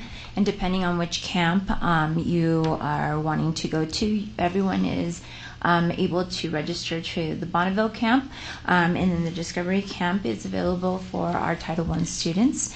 Basically right now what we have in our Discovery Camps, we have 107 students that have enrolled through our registration portal. That doesn't mean that that's included with all the students that Dr. Mackey was talking about that were invited through the survey link. We have 107 students that were invited that have registered through our portal, and then we've got right now 12 students that have registered through the middle school. Once again, those numbers are not including the students that have been given the survey link. For the Bonneville Camp, we have 101 students, so a total of 116 students for our Discovery Camp, and then for the Bonneville Camp, 181 students. Our Discovery Camp goes from, which is the one that we were talking about, from June 7th through July 14th. It's basically $20 registration fee and $75 tuition. The Bonneville Camp goes from June 17th through July 29th. It's 8 weeks, and that one goes from 8 a.m. to 6 p.m. And then that is $85 registration fee, and then it's $250 for the tuition fee. We have the summer field trips thus far. We have booked 156 field trips for the Discovery Camp. We have 78 contract services that we have booked for the Discovery Camp. For the Bonneville Camp, we have thus far, we've booked 20 field trips because once again, it's a 1-week camp. And then we have 10 contract services because once again, it's a 1-week camp each camp. And that's about it for me. I just wanted to add a couple more things. Thank you, Liz. First of all, I know that the board has had meetings with the mayor's office with regards to expanding a summer school and after-school program. And we have been working extensively at your request also to collaborate with community partners, to bring more partners to be able to do the summer camps and to be able to have different contracts with them.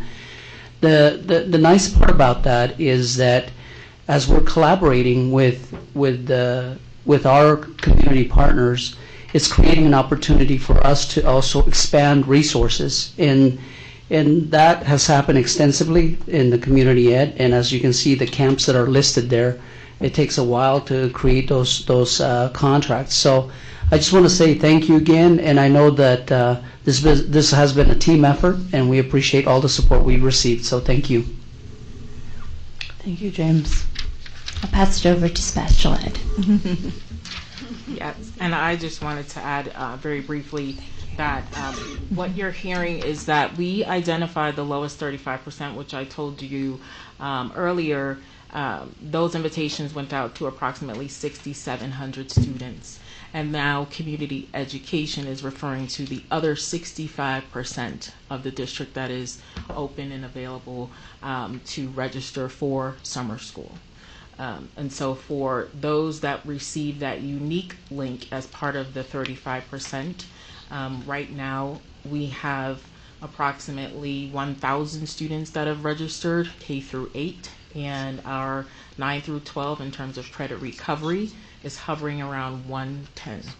So we have about 1,200 students already registered for summer school. And now I will turn it over to Erin Anderson and Dr. Nicole Suchi to speak about the ESY. So as always, we've worked with our IEP teams to determine eligibility for ESY, which is a yearly process. We review the criteria. That includes potential regression or maintenance or emerging skills. That data is collected throughout the school year. It is an IEP team decision, and then if they decide or are deemed eligible, then we identify the specific goals that we'll work on during the ESY time.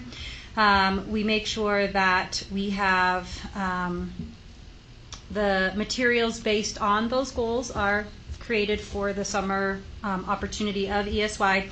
All documentation, as was prior referenced, our prior written notices have all gone out to our families, and now we're just waiting to hear back from families as to whether or not they have accepted those offers.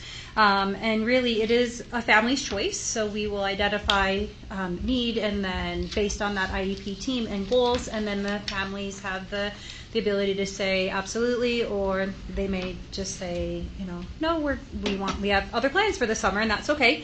Right now we are waiting to hear back from the approximately 150 students who have been identified as eligible. Thank you, Erin. I appreciate you all being here. I'm sure the board has questions, and I'd like to open that. Superintendent, did you want to add anything before I do that? What you see here is as we move forward, as we implement programs and initiatives under my leadership, and the importance of Dr. Mackey's position, is we go in looking at the evaluation first. How we want to evaluate that program for effectiveness, and then be able to report back to the board. And so you will see that with what was shared tonight, that we're working collaboratively, inclusively, to be as efficient and effective as we are offering a student-centered program. And in the end, we want to be able to share the return on investment, all the while being transparent, letting parents know as we go along how students are performing and how they're doing in the program. Thank you, Dr. Gadsden. Questions from board members? Thoughts about this? I appreciate this report. I also appreciate, like we've talked about already in the things that have been reported, that this is relatively new. Not the ESY, and thank you, Nicole and Erin, for everything you're doing with that. And I appreciate the more collaboration, the better, so that we are supporting our special ed students inclusively in the programming. I think it would be interesting for the board. I would be interested to hear anyway what sites you've identified and what the plan will be for transportation and as how students are housed in buildings and making sure that all of that is efficient and effective. I know that the community education department, thank you, Liz. I really appreciate you and especially you and James in that responsibility. It wasn't always in your department, but I appreciate that it is. And what you've offered in the past, this is different because it's using ESSER funds to make it more robust. So let's make sure, as the superintendent says, that we're evaluating it, that we're building on what we were already doing well, because you already were doing it well, and same with the ESY, and then making sure we continue. And then, as Board Member Sweat has really pointed out well, this is something that we're able to do with one-time money because we have ESSER funds. And if we know how effective it is, it's something that we maybe should start planning for now to be able to pay for if we can continue it. But the importance of the work you're doing collaboratively now to bring lots of different pieces together is essential. So the more teamwork, the better here. That's my 2 cents. Christy? Thank you so much for being here tonight. I so appreciate the update that we're getting about summer school.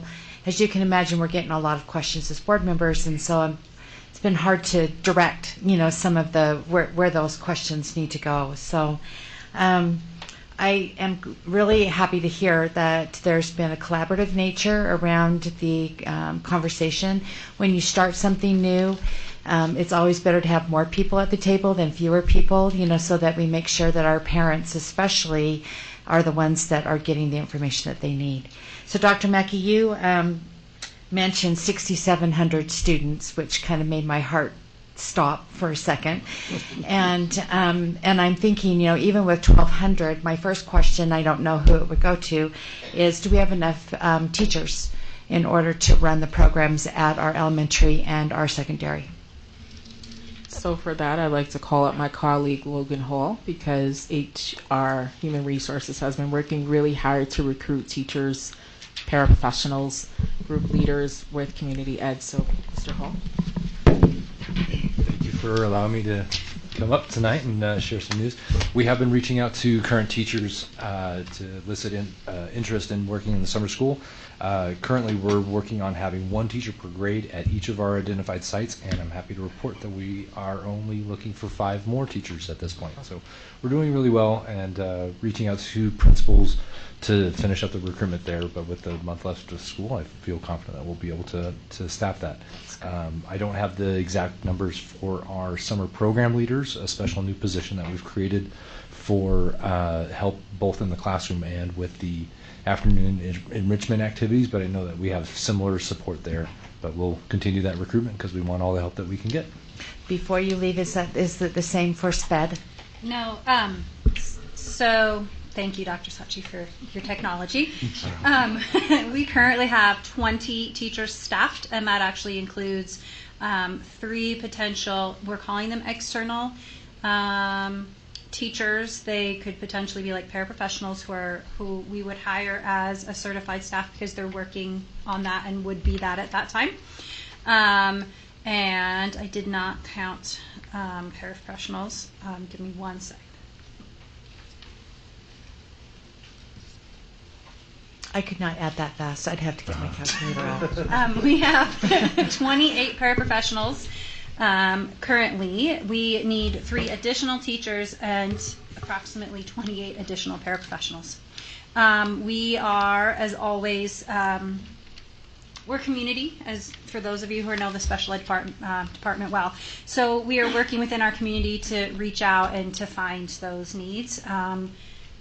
We are not really worried yet. It typically comes together pretty quickly at the end as far as those needs, but we've also been told, and Mr. Hall didn't mention this, but we met as a community group and like transportation or child nutrition potentially have additional staff that we can also source to provide some of those needs. That's great. Thank you so much. I'm glad to thank you for all the work that's being done, and a special thanks to our parents and to our teachers who are willing to, work those summer hours. I really appreciate it. Board Member Sweat, if I may, because I'm anticipating questions that are going to come from what was said based on your question.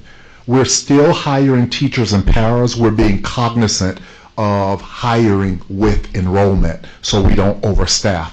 So I don't want teachers and paraprofessionals to stop applying and stop wanting to work, because as those student numbers grow, we will be hiring. And I could just think of teachers saying, well, what if I get all of these students and it's one teacher at a grade level? Am I going to have all of them? I don't want to scare you. We're still hiring, but we're hiring with the students. I thank you for saying that. I think it's really important because of the learning gap and how many children have been identified that we have highly qualified people, whether it's in our gen ed classes or in our SPED. So I appreciate the work that's going behind that. Superintendent, I think that there was a little bit of confusion from some of the parents that reached out to me, and I appreciate Dr. Mackey, you identifying the two separate strains, which is credit recovery and our elementary. Because right now the letter that went out had the elementary schedule. There needs to be a correction of what does the high school schedule look like. So if that could be done, out to our high school students that have been identified and that are applying, because right now I think in that it was just our elementary schedule that was put out to parents. So that's been a little confusing to some of my high school parents of what that day really looks like. So that would be appreciated if that could be done. We're working with Jason now in public relations to get that information out for each one of the high schools. Okay, so Dr. Taylor said that they were, because they couldn't hear you on that. Maybe have him say that. Thanks. Okay. I don't want to paraphrase, so you go ahead.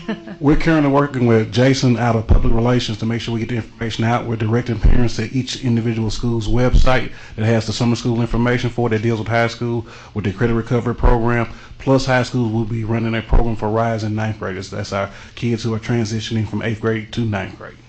I know I'm running out of time, Nate, so I just want to thank Erin and Nicole for the great work that you're doing around ESY. I know there was a lot of questions around that, so thank you for identifying that. I'm going to yield, and then if there's something You else still that have comes 40 up. seconds. Oh, well, then I'll just move that to Come back to my you. second round if anybody else has Thank you, questions. Christy. Other questions? Okay, go ahead. Yeah, for sure. And I'm really bummed that, I know Jennifer will come back into the room, but I think there's a really good, opportunity for some partnership with the city in a couple of different ways.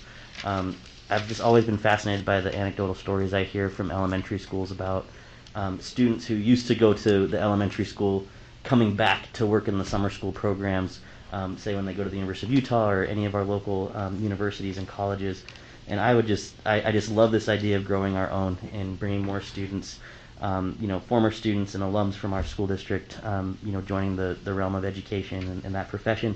And I'm wondering if there is any opportunity for us to be a little more mindful relative to recruitment, and where I was thinking about Ms. Newell and her new position is taking some of this back. I know U City is engaged with a lot of our students through U City government. And would love to see how we can maybe make some of those connections for recruitment, of those college age students here locally that have gone through our system. Thanks, Nate. Other questions? Well, Go ahead, James. okay, we'll Sorry. both. About during the summer last year, Dr. Gatson actually gave us a couple ideas of how to recruit high school students. We've done that in the past, and it was successful. And so Liz and I really did a campaign, went to the high schools, recruited students. We spent countless hours recruiting high school students, and that was beneficial because what we found is we weren't paying them enough, and so the high school students were willing to take those jobs. So I think we've seen an increase of the hiring process there. We're still recruiting, and hopefully that will all change in July, with some new recommendations from Human Resources. But I'm hoping that we'll continue to do that. It has been a benefit. Thank you, Jim. Liz, did you want to add to that? Thank you. So one of the things that we'll be doing and working close hand with Logan is once we get our locations finalized, when we get all the people that we have established right now currently in our application pool, then we'll open it to externally, and then that way we'll be able to start working externally with more applicants, like you were saying, Nate, in order for us to be able to start recruiting some outside people, and especially with our high school students, even the ones that graduated, some of our seniors. Really, we've been talking even, I've been talking even with Mikkel and working with them in different regards to that. So hoping to see some different changes with that. Thank you. Awesome. Thank you so much, and thank you for all of your work. I know how important after-school programming is. Just working in elementary schools for a little bit and helping establish after-school programs. We saw our attendance rate increase for students who participated in our program, and looking at some of the national trends, students are more likely, 90% more likely, to return to school the next day bright and early if there is that type of after-school engagement with the work that you all do. So thank you so much for the emphasis and the team effort that you're putting into this. Thanks, Nate. Dr. Johnson-White would like to make some comments. Just a special comment to the team, our team. I'd like to give a special and huge thank you to each and every one of you, to all of the team members sitting on the dais, and to Dr. Hall and Mr. Quantz, and who else is left out there?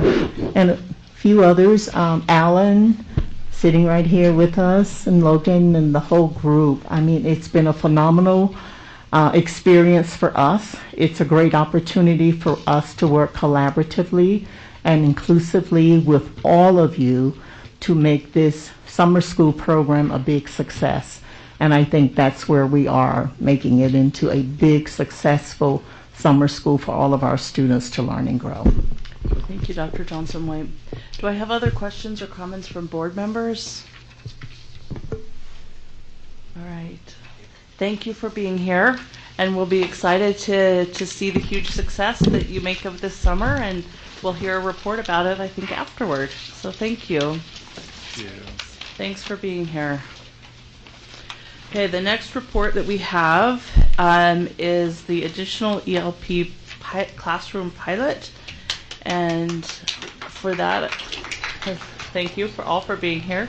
I'd like to invite Dr. Hall to the table for this report.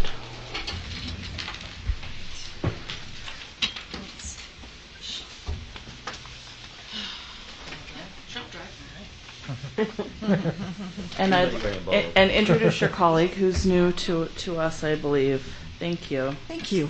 What a pleasure it is to be here tonight and bring to you a fantastic set of opportunities. And I'd also like to introduce you to Dr. Alexandria Parsons. She is our new ELP supervisor. She has just come to us from Oklahoma City, where she has been dealing with gifted and talented programs for Oklahoma City, another capital city public school district with about 40 elementary schools and middle schools and high schools. So we're very excited to have her and her expertise in this field with us to talk about this. So would you like to just tell them a little bit about what you were doing before you were here?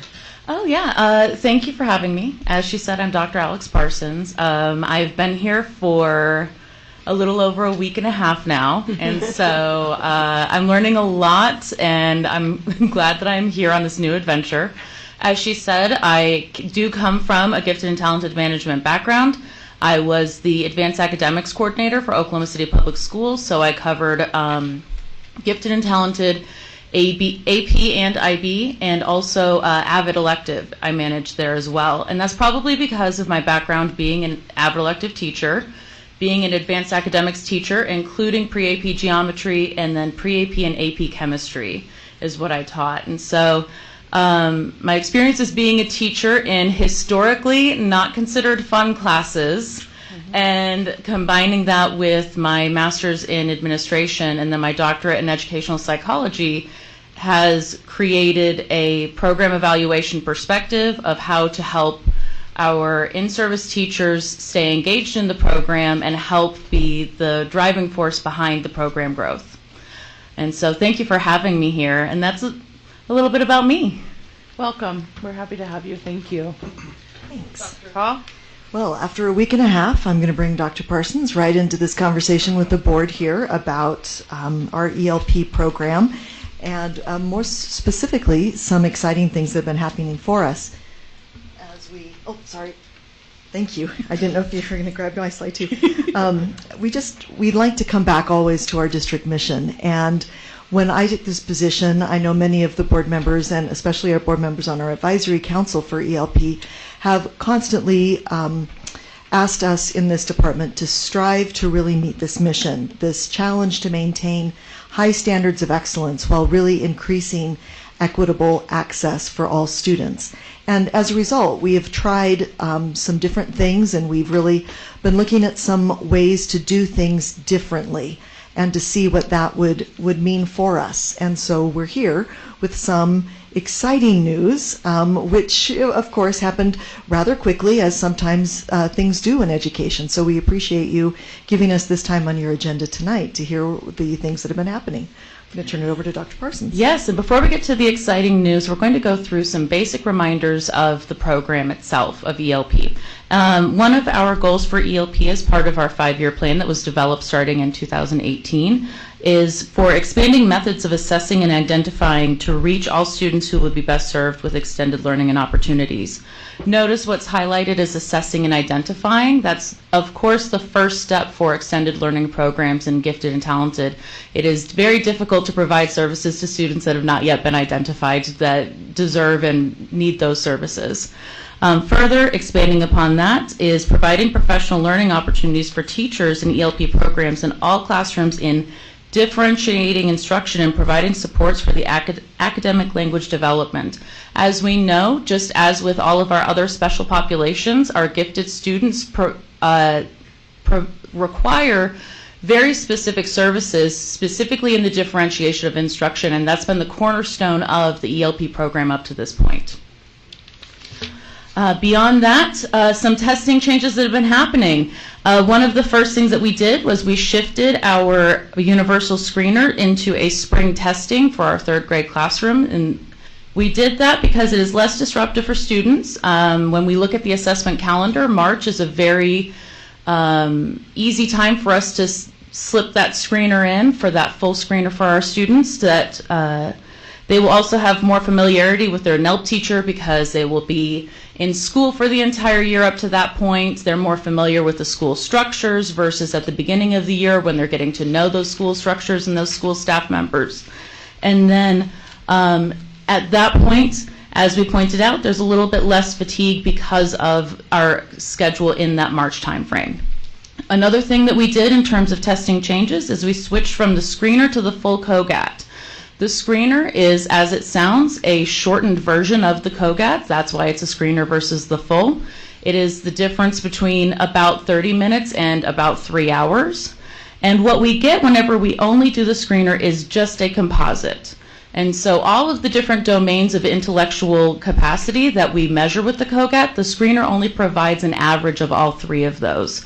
And so we are not really fully identifying if there is a subcomponent that the student is particularly gifted within.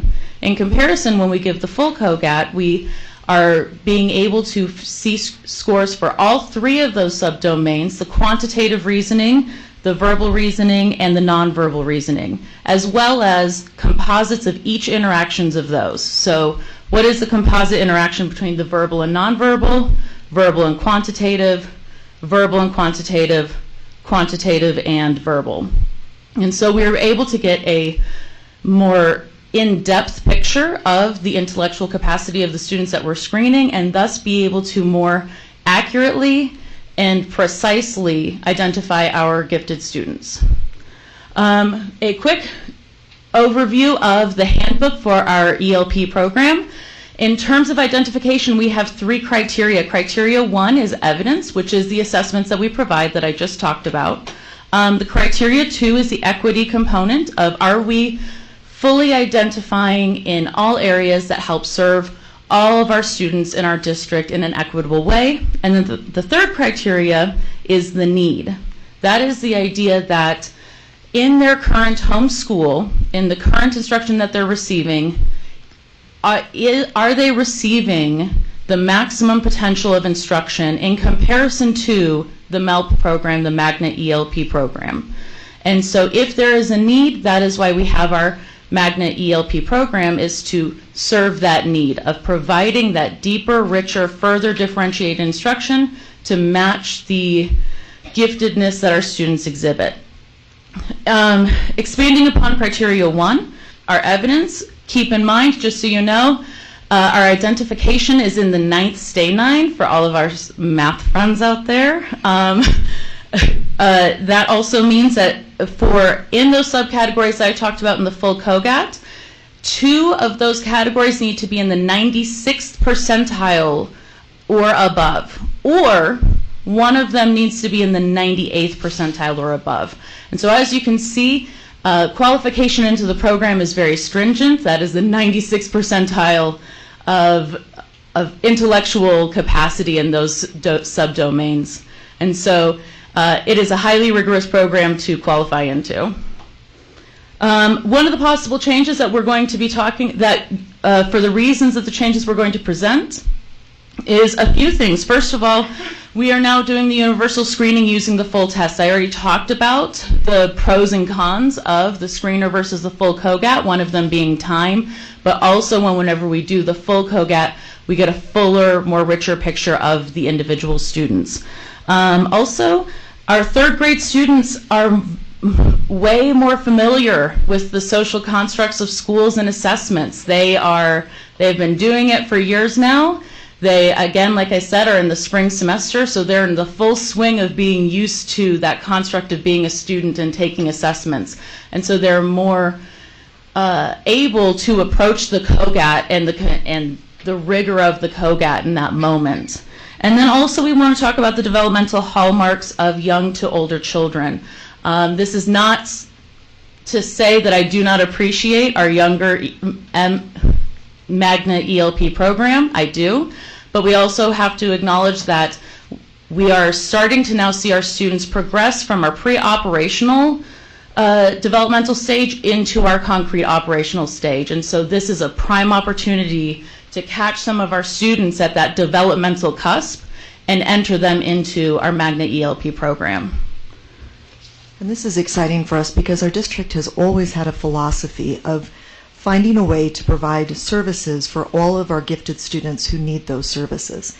And so as we begin to look at what these changes over the last year have made, from moving to giving students a screener and then selecting a small group of students for a full COGAT, to giving all of our students that full COGAT so that we can get an entire picture of that 3rd grade, we have some amazing results. So I will let Dr. Parsons go through our data. Yes, let's look at this data table. As you can see, we've broken it down by grade, by the Magna ELP school, and then in our last category, the to be assigned, which means they are not assigned to Emerson, Whittier, or Hawthorne. And I'm going to direct you to, just for context and clarification, our kindergartners have not been assigned to their school yet. That's why we don't see those numbers being populated. We're working on that. I'm on day 7 in this job. We're doing what we can. And so what I would love to direct you to is if we see in that 4th grade column and in that 6th grade column the yet to be assigned students. And that 55 number is what we're talking about of the changes that we're seeing as a result of offering the full COGAT as our universal screener. And the universal screener, even though it is a lift in comparison to providing the basic screener, in terms of equity, in terms of getting to know our students and their cognitive abilities, that full screener, as we can see, has picked up a lot more students than we were able to pick up prior when we look at the data when giving the 4th grade initial screener and then expanding upon that based upon what those initial screener results have provided for us. Keeping in mind, in that 4th grade band, without that 55 student number, our MELP population is 4.2% of the population, and with those 55 added in, it is 7.9%. A good benchmark of any gifted programming is anywhere from 10 to 12% of the population. And so it being 7.9 is not unreasonable of a number. And so other numbers I'd like to share with you, and that is that with this add-in, that means that of our MELP population, 26% of our students are considered underrepresented historically in gifted and talented programming, and so that is an increase of past years. And so, of course, I would love to take credit for that, but I cannot. I have to give Dr. Hall and my predecessors true credit for that, and I hope to just expand upon that with this universal testing that we're providing at the 3rd grade level. So we now have rising 4th graders, greater than we have chairs in our existing classrooms. We know that we have some opportunities over the next couple of years. I've had some conversations with Business Manager Kearsley about this, and we know that our ESSER funds give us the opportunities to do some things to support student achievement and make sure that we're having appropriate placements that will not of course, be ongoing money, as I know the board is very concerned about, but they will give us the opportunity to see if this truly is a new bubble of students that we'll be identifying.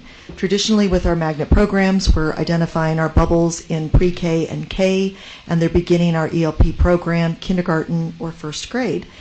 If we are continuing with this identification at the end of 3rd grade for 4th grade placement, this very well could be another bubble of students that we've not previously seen. Certainly for this year, we have a bubble of students that we've not previously seen. So what we are proposing or considering tonight is creating an additional 4th grade MELP class at a different location and really calling that a 4-5-6 magnet program, because the identification would be ongoing at the end of 3rd grade. We know that we have some additional 6th graders. Some of them have come to us from out of the district, some of them our own students that we've identified in this round of testing. So we have some significant numbers that give us hope that an additional class would really help us study this and see what it looks like going forward in the future.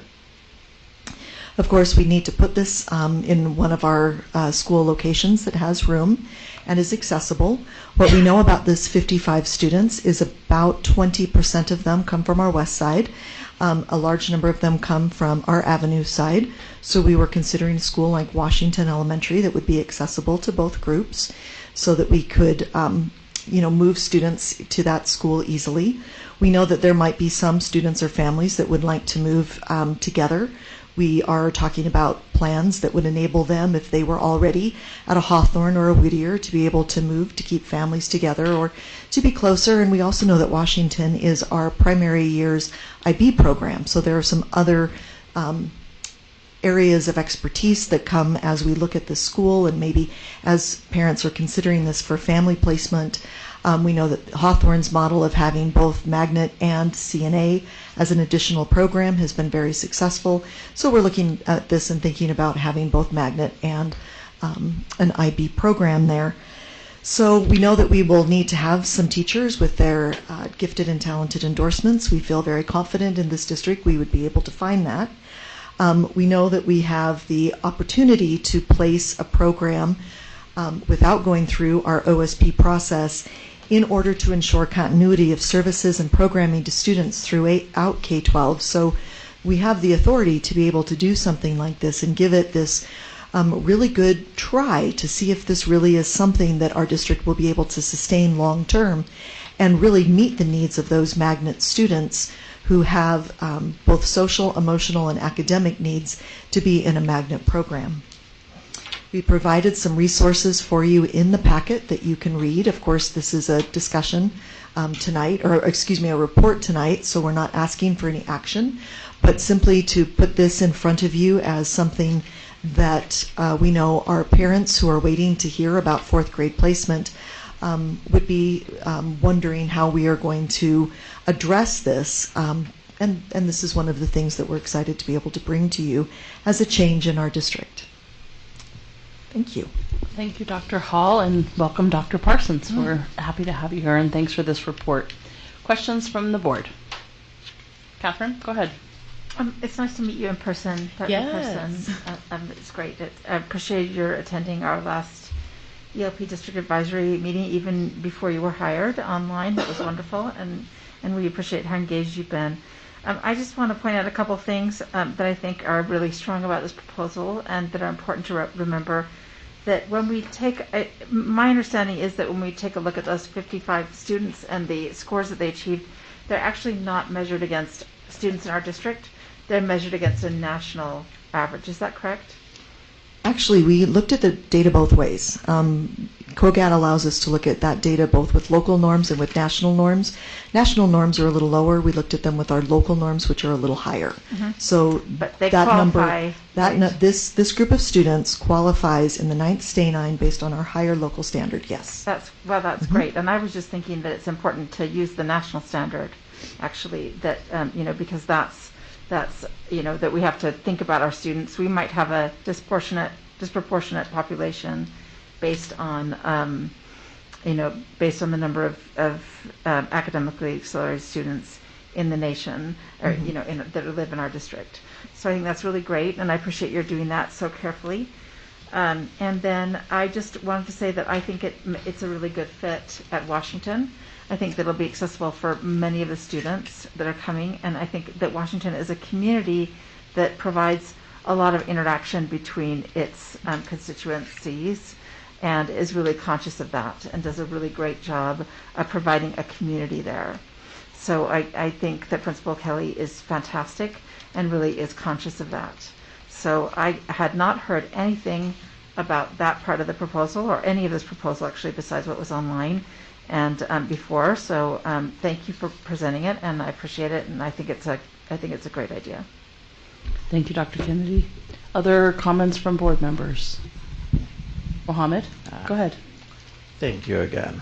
I love, how creative you are. I just I really, really appreciate it so much. Really, thank you.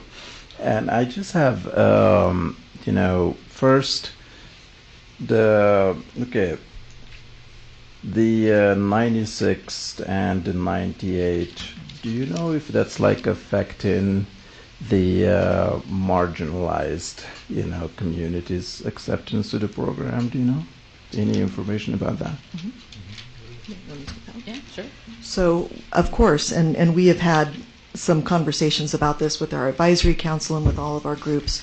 We know that our COGAT test, even in our quantitative and nonverbal portions, is in fact still very affected by both language, access to school, access to uninterrupted schooling, and probably has a Western bias as well, a Western America's bias. Mm-hmm. So that is always a piece. So with that, that's one of the reasons why giving that full COGAT, which allows us to group those students higher areas, it enables us to identify some students that had not previously perhaps been identified. I also want to assure the board that going alongside of this at all times is always our identification outreach program, which is the program that we use to identify with evidence, as Dr. Parsons talked about, our criterion, evidence, equity, and need. Mm-hmm. We continue to identify based on evidence that is in addition to or enriched by COGAT or other school data. This is one data point, and granted the full COGAT is a richer data point, but it is not the only data point that we use, which is another one of the concerns that we have about having 55 students, because it is very possible that as the year continues and we continue to work with teachers who identify students who are exceptional or demonstrate high ability in other ways, in addition to or next to the COGAT, such as our WIDA assessment is one of the things that Dr. Parsons and I have been talking about. How are we looking at students who are acquiring English at a more rapid rate than others, as an example? So that was a really long way to say yes. We understand that testing may be biased and that we need to make sure that we're providing that equity. And so this will continue to be a way that we identify, and probably our most regimented way of identifying, but it is not the only way that we will continue to identify students who have high ability and need placements with like ranked academic peers. Okay. So thank you for that question. You're so welcome. Yeah, because, I appreciate you mentioning that about the bias, biasism of the testing, unfortunately, and its effect on marginalized or minorities in this case here. And also, you did mention that the majority of the students that are in here are from the avenues. That's why you suggested Washington. Is that right? Yeah, we've looked at our zip codes of typical placement, and it kind of spreads out in an L. Okay. Okay. As so transportation-wise, we won't have any problems. So it should be. No, we'll be able to use our existing routes for ELP. Okay. Fantastic. Thank you. Thank you. Nate, go ahead. Thanks for being here. Number one, it's nice to meet you. I hope Salt Lake City weather hasn't compared necessarily, or maybe it does to Oklahoma City. Well, considering yesterday all of my friends and family had to seek shelter because of tornadoes, it's an improvement so far. Well, I know you heard some whistling winds last night, but no tornadoes, thank goodness. My question is very similar to Mohammed's, and I appreciate you, Dr. Hall, just identifying that emphasis on the bias that testing has, and for lack of a better term, I know mentioned, in our last discussion about ELP, just more culturally responsive testing. You mentioned that there are some things that you were looking at as, in your expertise and the position that you have, and of course the folks that you work with relative to ELP. And you'd mentioned that you were looking at some other things, and was, moving to, the richer, the full, COGAT. Was that one of the things, or are there other assessments that might identify or help us bridge some of the gaps that we see in that bias relative to Western assessments and testing right now? Absolutely, and I can give you a few, and then I'll remind you that we've just hired a PhD in educational psychology to help us with the ongoing pieces of this. But absolutely, that full COGAT is one of the things that will help us. We continue to work. This year we rolled out for the first time in pre-K and K using teacher identification based on a standardized rubric. And as we continue to make that formalization of an identification outreach procedure, which really allows teachers who may be seeing students who are grasping concepts faster, who have an attention span that allows them to move deeper or more stamina around difficult academic tasks. Those things will then be able to be recognized on this rubric. And again, we started with pre-K and K, and as we move that out and begin to work with teachers, that will be a great way for us to formalize that process. As I just said to Board Member Bade, we're also looking at using our WIDA assessment data. We are a district that is really making tremendous strides anyway in making sure that our students acquire English and come off our language plans.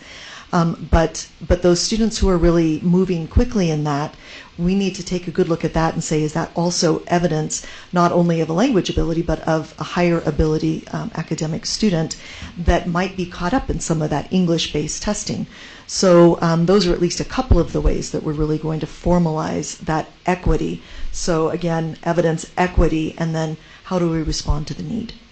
I appreciate that, and certainly the increase that we're seeing in diversity in this particular program and with the new students that are coming in that you've identified. I just can't emphasize how important that is to me as an individual on the board, that we increase that. And Dr. Parsons, I look forward to how you might be able to do that in the future, because the last thing I want to create in our school district is an us versus them type of mentality. It's just kind of inherent in some of the situations or the anecdotal stories that I hear about the differences in schools between ELP classrooms and non-ELP classrooms, and anything that we can do to bridge that gap or to expand the academic rigor beyond ELP classrooms, I think is really, really important as well, especially where we have magnet programs. So I appreciate the emphasis, the work that you've been doing. I look forward to learning more about this as we move forward in the discussion. If I may, Vice President Salazar, just a comment, because I really appreciate that idea of looking at all of those classrooms together. And we've had an amazing opportunity this year on our asynchronous days to bring our NELP teachers together, but also with teachers from two other schools, Washington being one of them, to work on some seed implementation around the new standards and really doing some excellent science work. And so I just want to assure you that from the entire Department of Teaching and Learning, that equity and access, every classroom, every student, every day, is what we look for. Grade level or more enrichment for every student every day in an excellent classroom. Thank you, Dr. Hall, and I definitely don't doubt you, and I appreciate all that you do and your expertise. Thank you. Thanks, Nate. Go ahead, Christy. Dr. Parsons, welcome. We're glad that you're here. Dr. Hall, thank you again for this great conversation tonight around this program. It's the evolution since when my kids, years ago, were in the ELP. You had your pull-out, you had your, it's just been such a great evolution over the years. I just want to jump off of what Nate is talking about. For me, I think the teacher identification is important. That's one way, for our kids to gain access and opportunity. But I think one of the things that I haven't really heard you talk about tonight are what are the barriers? As you identify the barriers, hopefully you'll come back and you'll talk with us about what those barriers are so that we really do have opportunity and access for our kids. I think that there's always going to be, different levels of learning for kids. I mean, we all know that. But I think that these programs that we offer in Salt Lake District will attract kids, from either other schools or other districts, whatever it might be. But we need to know what the barriers are, and how do we help identify those, then find solutions for them to make sure that our kids really are being served the way that they need to. So I appreciate what Nate is saying tonight in the most delicate way that he is. But at the same time, I think that let's have those critical conversations that we need to have with you. And that obviously is going to look at, what kind of monies do we need, what kind of resources do we need, what kind of transportation, that Mohammed talked a little bit about. So in the future, I'm sure, come back and talk a little bit more since we're in this discussion mode right now about this, and then, keep pushing forward. So thank you. Absolutely. Thank you. Thank you, Dr. Hall. Thank you, Dr. Parsons. Dottie, go ahead. Yeah, sorry. Thank you so much for all the work that you've done. I was going to ask, so in the off years, kindergarten, first grade, second grade, and then 4th, 5th, and 6th, I guess just 4th and 5th, are you relying on teacher recommendations for students to be put into the ELP program? We do have that as part of our identification process all the way through. We're also offering always through the year on a voluntary basis. We advertise it to all parents that if they would like to have their students tested or if they would like to begin an identification outreach, we have a psychologist in our office that works with that identification outreach program. She'll meet with kids, she'll review student artifacts, and that's all a part of that identification outreach. So yeah, those are some of the teacher recommendation begins that identification outreach process, and so that might flag the student, and that can the student can be flagged by the classroom teacher, by a specials teacher, by a parent, by somebody else in the school, and that flagging is what starts that process of evaluating student work, student performance. Looking at that maybe perhaps in multiple languages if that's the most appropriate way of doing that. We've brought experts in when a student has had work that might be in another language to help us identify the quality of that work. So that's kind of how that process works across all of those years, in addition to opportunities to take, as I said, one of these data points, which is our COGAT test. Okay, so I understand that the test is voluntary, like you said, but there's also the teacher recommendations and those other pieces that come into play. Do you think that the bubble of students that you're seeing at 55 could have like separate independent bubbles if every grade was universally tested? That's a really good question, which I've come to expect from you. So thank you for that question. And what's interesting is that we do also a universal screening at that pre-K and K. But what we really see a lot there is students who have had a lot of early literacy experiences, and that's what Dr. Parsons was talking about with the social construct of school, that as we begin to kind of flatten the access curve, and all of our students have had access to a high quality pre-KK 1-2, and now halfway through their 3rd grade year, and this testing, I would like to point out, is every student, and we do it during the school day at school. So where some of our other ones are push-in, this one is all there and set for them at this period in their academic career. I'm not sure I'm quite answering your question with the information I have. I think so. I'm just wondering if there would be any opportunity lost or anything that we wouldn't gain by testing students yearly. You know, one thing that we have thought about is that idea of testing fatigue. The COGAT really is only accessible, or not accessible, what's the word I want there? My level of detail, every 12 months. It should only be evaluated and administered every 12 months. Every 12 months. And, I mean, as I pointed out, it is a 3-hour exam.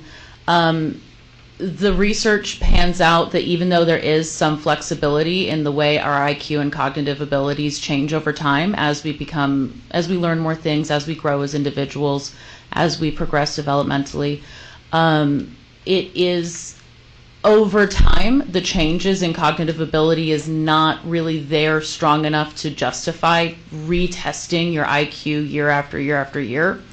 And so even though we would potentially catch more kids if we did that every single year, the fatigue of the COGAT, the intention of the COGAT, we have to weigh those pros and cons. And so when we see this, that's why that 3rd grade year is what we're hoping to maintain, is because, like I said, we have already done the universal screen, or as Dr. Hollis said, I didn't point that out just now. We did the universal screener in pre-K and K, and then we're allowing time for students to develop, become used to the school structures, catch them in 3rd grade, and then be able to provide services. If they don't qualify in that 3rd grade time period, and they do feel like that nomination should happen later on, they can come back and revisit. And that's where that nomination period is so important for the teacher nominations, the school members, the parent nominations, to help be like, we see something there. What can we pursue with that? Okay. I do definitely understand that is so fatiguing, because I've taken the 3-hour test and it was so hard. I threw up because I was wearing my glasses, and that was not a good idea. But what about taking the 30-minute test for those off years? Because my concern is that when we're relying, like, as part of it as a piece of parent nominations, I think that inherently also has the potential to be inequitable, because you have students whose parents are already involved with it, who are already like pushing, advocating with their teachers to kind of come up with these nominations. But anyway, that's just something to think about. But beyond that, I was going to say that while we're looking at this bubble, I think that we really should be focusing on students on the west side. We have a lot of schools that have the ELP program concentrated in other areas. And even though within the bubble 20% of the students come from the west side, I think if we're looking to capture more of these families, not just from outside districts or outside schools, but really within our own district, from these families from the west side who have multiple kids who qualified for the ELP program or would but can't go all the way to their school. Like, I understand that Washington is a middle ground, but I really think at this point we're faced with an incredible opportunity to do something, just really incredible on behalf of all students and families in our school district, and that would be having a school even farther west in Rose Park, where these families are and where they live. And so they'd be more comfortable doing that. I don't know if the data would support that, but I really do think that the families on the west side deserve that opportunity. Thank you. Thank you, Dottie. Thank you. And as always, we have heard that, and we hear you. I do want to just make sure that I was clear in talking about the data when I said that 26% were underrepresented. I didn't mean west side. I was talking, and for our program specifically, I was quoting there our Hispanic and multi-race students. So we didn't, for instance, calculate our, and these are the codes that the federal government uses, of course, but our Asian students, because they aren't considered underrepresented in our ELP population. So, in looking at it that way. But you're right, and as we continue to get better at this, and as we continue, as you were saying with parents, as we continue to work with teachers to help them, really help us engage in that identification outreach process, as we continue to expand, and as the board has been very careful with us in terms of what can we sustain, let's find the students, and if we find the students, the programs will come. Okay, thank you, Dr. Hall Thank you. and Dr. Parsons. I think we have spent a lot of time discussing this, and I appreciate that. What I would like to say, I think, is in terms of this as being a report, this is good information that you've brought to the board. I think you've heard that there's positive momentum for the kind of work that you're doing, and we look forward to seeing where you take it. Thank you for all you do. Thank you.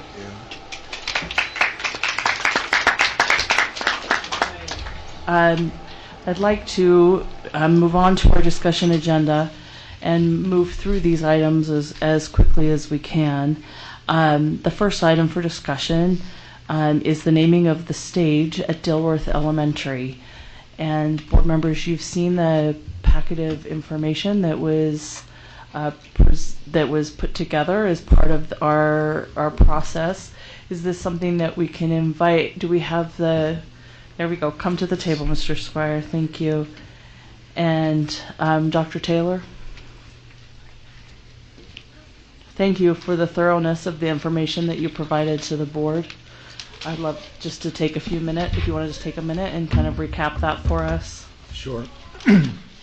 So as we were preparing for our art night this year and figuring out, exactly what we could do and how we could do it, I had members of the community come to me and say, hey, the arts are so important here at Dilworth Elementary, and we have a former teacher who was really instrumental, especially with first graders, in using the arts to educate kids.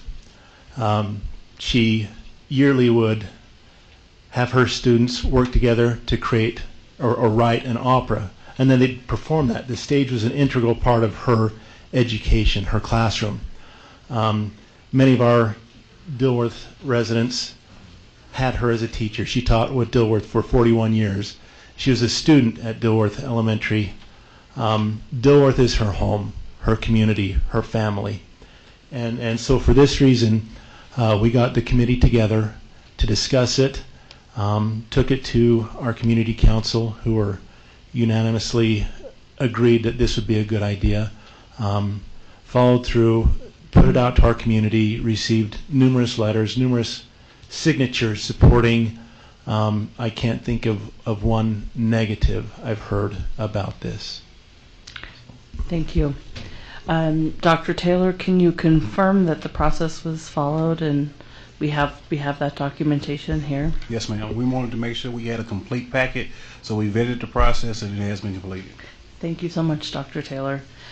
Discussion from the board. Catherine. This is such a lovely thing to honor this wonderful person who was a teacher at the school for such a long time, and I'm really glad you brought it forward and are engaging with the community and emphasizing the importance of the arts, and I hope you have a big party on the stage and that we get invited. Yeah. Thanks, Catherine. If there's general support for this from the board, I would entertain a motion to move this to action right now. I move that we move the naming of the stage to action. Do I have a second? Second. Nice. Motion by Christy, seconded by Catherine. Any discussion to moving it to action? Seeing none, we'll go ahead and vote, starting with you, Board Member Sweat. Christy Sweat, yes. Melissa Ford, yes. Mohammed, yes. Nate Salazar, yes. Catherine Kennedy, yes. Anisika, yes. Bryce Williams, yes. Okay. As per our practice, we'll go ahead and take action on this now. So I'd be open to entertaining a motion to take action on the naming of the stage at Dilworth Elementary. So moved. Okay, motion by Christy. Second. Second by Catherine. Any discussion to this motion? Just want to thank Principal Squire and for all of the wonderful letters that we received in the packet. It was so fun to read through these and to remember Ms. Perry, and I just really appreciate everything that's been done to do this. So thank you. Thank you, Christy. I was Nate? going to say the same thing. It was such a pleasure reading through all of the letters of former colleagues and parents, and it was just a real treat to to read the impact that Suzanne had on the community. I've seen some Dilworth operas, so they're very, very exciting. They're very exciting. So, okay, we'll go ahead and vote this time, starting with Dr. Kennedy. Catherine Kennedy, yes. Nate Salazar, yes. Mohammed, yes. Melissa Ford, yes. Christy Sweat, yes. Bryce Williams, yes. Danny Sika, yes. Awesome. Well done and congratulations. We'd like to be invited to the party. Yes, please do. He might have wanted after sitting through this whole meeting, maybe he wanted a longer time up here. I've had plenty of time sitting with and in front of boards. Yes. Well, keep up the good work at Dilworth. Yes. Thank you so much. Thank you. All right. Next item is the naming of the track and field at Glendale Middle School. And for that, Dr. Taylor, have a seat again. Thank you for being here. And Jill Bailey, principal of Glendale. Looks like you've got some friends that you've got with you. Thank you. Mr. Yapius. And it looks like you're with the Ron McBride Foundation. I am. Welcome. My name is Christine Schicker. Christine, welcome. Thank you. Thank you. Principal Bailey, would you like to start? Well, thank you for having me. We are really excited about our new track. It is going to be such a great opportunity for our kids and for our community. And the Ron McBride Foundation has been a great supporter of Glendale Middle School for the past 3 years. He has helped me revamp my after-school program to include 40-plus clubs. We tripled our enrollment for sports. And he's just been a visible person on campus. He's often on campus high-fiving the kids, talking to Coach Tucker, walking around, and I can't ask for a better partner in a very important part of middle school, which is after school. So I think it's very appropriate to name the track after him that he has helped us raise money for, along with the foundation. And our community as well believes that to be true, and so do our students. I hope you read the letters; they're great, and I'm hoping we can move forward with this. Thank you, Principal Bailey. Dr. Taylor, will you confirm that the process was completed? Yes, ma'am. Thank We you. vetted it and it was done. Thank you, and thank you for being here. Do you have something you want to say about Mr. McBride, Coach McBride? So I just want to thank our partnerships that we've had with Jill Bailey, the principal, and with James Yapius. You know, we kind of approached, the foundation is growing, and each year we keep expanding. We brought on Parkview Elementary this year that feeds into Glendale because we want the continuation of care in after-school programs, and that our foundation is committed to the Salt Lake School Foundation and furthering more programs so that they can have the continuation of care. And Coach Mack is so committed to these kids, and you know, our board is also growing. We just got Nate Orchard, who is I think he went to Highland High School. Yeah, Highland. Mm-hmm. So yeah, and so he is going to be motivational speaking to our schools and doing all of that. So we are, you know, we are a long-term foundation that plans on, and we have really reached out to our donors and have been trying to raise a lot of money just for not only the schools and the programs, but for the community itself. Thank you for being here, and thank you for sharing that. Mr. Yapius, do you want to add to that? I know that the Just 10 foundation has been a seconds. part of this. Yeah, thank you. First of all, I want to take this opportunity to thank each and every one of you. I know many of you have a personal relationship with Coach Mack, and he talks a lot about you and your commitment to students in Salt Lake City School District. I just want to say that thank you to the McBride Foundation, to Jill, for all their leadership and support, and we're excited. I know that this is going to be a great opportunity for the students at Glendale and the Glendale community. So thank you for the support. Thank you. All right. I would like to entertain a motion. If there's, discussion. If there's positive support, I would entertain a motion to move this to action. President Ford, I move that we move naming of track and field at Glendale Middle to the action agenda. Do I have a second? Motion by Nate and seconded by Christy. We'll go ahead and vote, starting with Precinct 1. Bryce Williams, yes. Jenny Sika, yes. Catherine Kennedy, yes. Nate Salazar, yes. Mohammed, yes. Melissa Ford, yes. Christy Sweat, yes. Okay, now we will take action. Having it on the action agenda, I will entertain a motion. President, go for it. I move that we name the track and field at Glendale Middle School the Roan McBride Track and Field. Is that the correct? Okay. Great. So motion by Catherine. Thank you, Catherine. Second by Mohammed. Do I have any discussion to the motion? I just want to echo everything you've all said tonight. I think Coach Mack has been such a great supporter, in Salt Lake City School District in so many different ways. Mm-hmm. And being able to see him, in action out at Glendale is just it's so much fun, to watch him. And he really does have such a love for the kids in our district. And so thank you so much, for this opportunity tonight to not only talk about him, but to do this great thing and honor him and naming him, the track after him. And we expect a party there. Yes, We will have a big party and lots of fun people. So you can plan on a good ribbon cutting. Go ahead, Board Member Williams. Yeah, I just wanted to share some of the similar things. I was a previous board member of the Education Foundation and saw the work that McBride Foundation and the Education Foundation did together. I just think this is a great partnership, really exciting. Yeah. Thank you, Bryce. I'll just echo, and you probably already know this, Principal Bailey, you have a superstar in Lucas Tucker. Yes. He's as good as they come. So please extend his thank you from me personally for all he does for Glendale students, and love what Coach Mack does. So let's go ahead and vote on this motion, and we start with Precinct 7. Christy Sweat, yes. Melissa Ford, yes. Mohammed, yes. Nate Salazar, yes. Catherine Kennedy, yes. Jenny Sika, yes. Bryce Williams, yes. All right, thank you. Thank We'll you. look forward We to appreciate party. you guys so much. Thank you. The next item on the agenda, I'm going to turn to our business administrator for. It was brought up in a board member report that we might look at tennis court lighting, and our business administrator and Mr. Schulte have looked at pricing that. And so they have information for us, and this is for board discussion. Yes, so this was brought forward in a past meeting. Tennis court lighting is not on our current or next year's capital plan. So as it was discussed in a board meeting, we want to come back.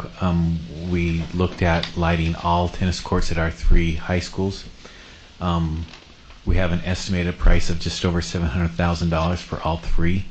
So we want to bring this item to the board to give direction if we should look at our current capital plan and see if there's something we could delay or move to make room for this, or other board direction on lighting of the tennis courts. Thank you for bringing this to our attention. My recommendation to the board would be to discuss this tonight, to think about it, and how we might want to prioritize this. We knowing that our tennis courts are public property and the public likes to use them, and lighting would certainly be very beneficial, and I could see it would help the use of those courts. It's also $700,000, and so my feeling would be to perhaps ask our business administrator and Mr. Schulte to just take a look at what we would be trading off, so we would have some more information before we ever made any decision like this. Although I do find that I'm generally in support of the lighting. So I would love to hear what other board members are thinking, so that Mr. Schulte and Business Administrator Kersley know kind of how to proceed. I think, go ahead, Christy. Thank you so much for the attention that the two of you have paid to this. I think that, we've heard that our teams at our schools, are in need of this. And so I am, as Melissa is, I'm in general support of this and would like to see us be able to fit this into our capital plan. I think it would be important, to show the support for our girls and boys tennis teams, especially where I think, as Melissa said, if there's that opportunity to rent those, those courts out, as I think we are now. Or do we do that? Do we rent our tennis courts out? Not too often. There's an infrequent once in a while. Highlands courts get rented, but most of the time not too often. Oh, so maybe with the lights that might, Or, generate. or just the public coming Yeah. and just playing tennis. And playing tennis, We keep right. we keep them open for the public. Which is, right, we do keep them. Which well, I I think appreciate. Highlands is a little bit harder to get to, though, isn't it? It kind of just Depends. a non-agenda item. We fluctuate on the courts. Yeah. Because sometimes we have vandalism, so we shut them down for a while, and the pendulum swings back and forth. And then I'll get some folks saying, "Could you please open them up?" So we do it for a period of time, and it really. 100% in the 8 years I've been doing this, we've gone back and forth. Depending on the culture and the environment at the time. Of what's happening with Yeah. it. Mhm. Well, again, thank you for bringing this forward. I appreciate it and having the opportunity for us to talk about it. I think it's important, and like I said, I'm in support of it also. Other discussion from board members? Go ahead, Nate. Yeah, no, I really appreciate the work that's been put into it and the sentiment that's certainly come from the community. And I think I would feel a lot differently about this, knowing that this does support students. I know that potentially there's some motivation from folks who aren't students in the community as well. But it is a lot of money, and we've been talking a lot about not only our budget, but we had a very brilliant demonstration tonight from our employee organizations too. And we've, as a board, certainly had a lot of decisions, relative to initiatives or programs or partnerships that could impact students for far less money. So I am struggling and would want to certainly know more about how we can fit this into the budget. And I again in general support, specifically as it relates to students and their athletic and academic achievements and success. But certainly want to make sure that we're being very mindful about how we fit this into the budget, because it is a lot of money to be able to do that, and knowing the comparisons of things that we have turned down in the past, not necessarily with athletics, but certainly with academics. So definitely want to be mindful of how we proceed and want to know more information about that. Thanks, Nate. Any other discussion from the board? There's not. I think. Go ahead, Mohammed. I second what Nate said. Because we got so many things that we can pay for, but nevertheless, we had to turn it down. So. So, I'm hearing general support, but maybe with more information. So, looking at this year or next year's capital plan, or potentially the year after that, and what we might have to trade off to do it sooner rather than later, and recognizing that there's support for this and how it supports students, but the board wants more information about it. Does that give you the direction that you need? Yeah, we can look at that additional detail and come back at a future meeting with some more information. Can I just make one comment? Yes, I think go that ahead. it's always important for us to be looking at what Nate and Mohammed have brought up. That this is a different pot of money, because it's our capital money, so it's specific, to the facilities of the schools.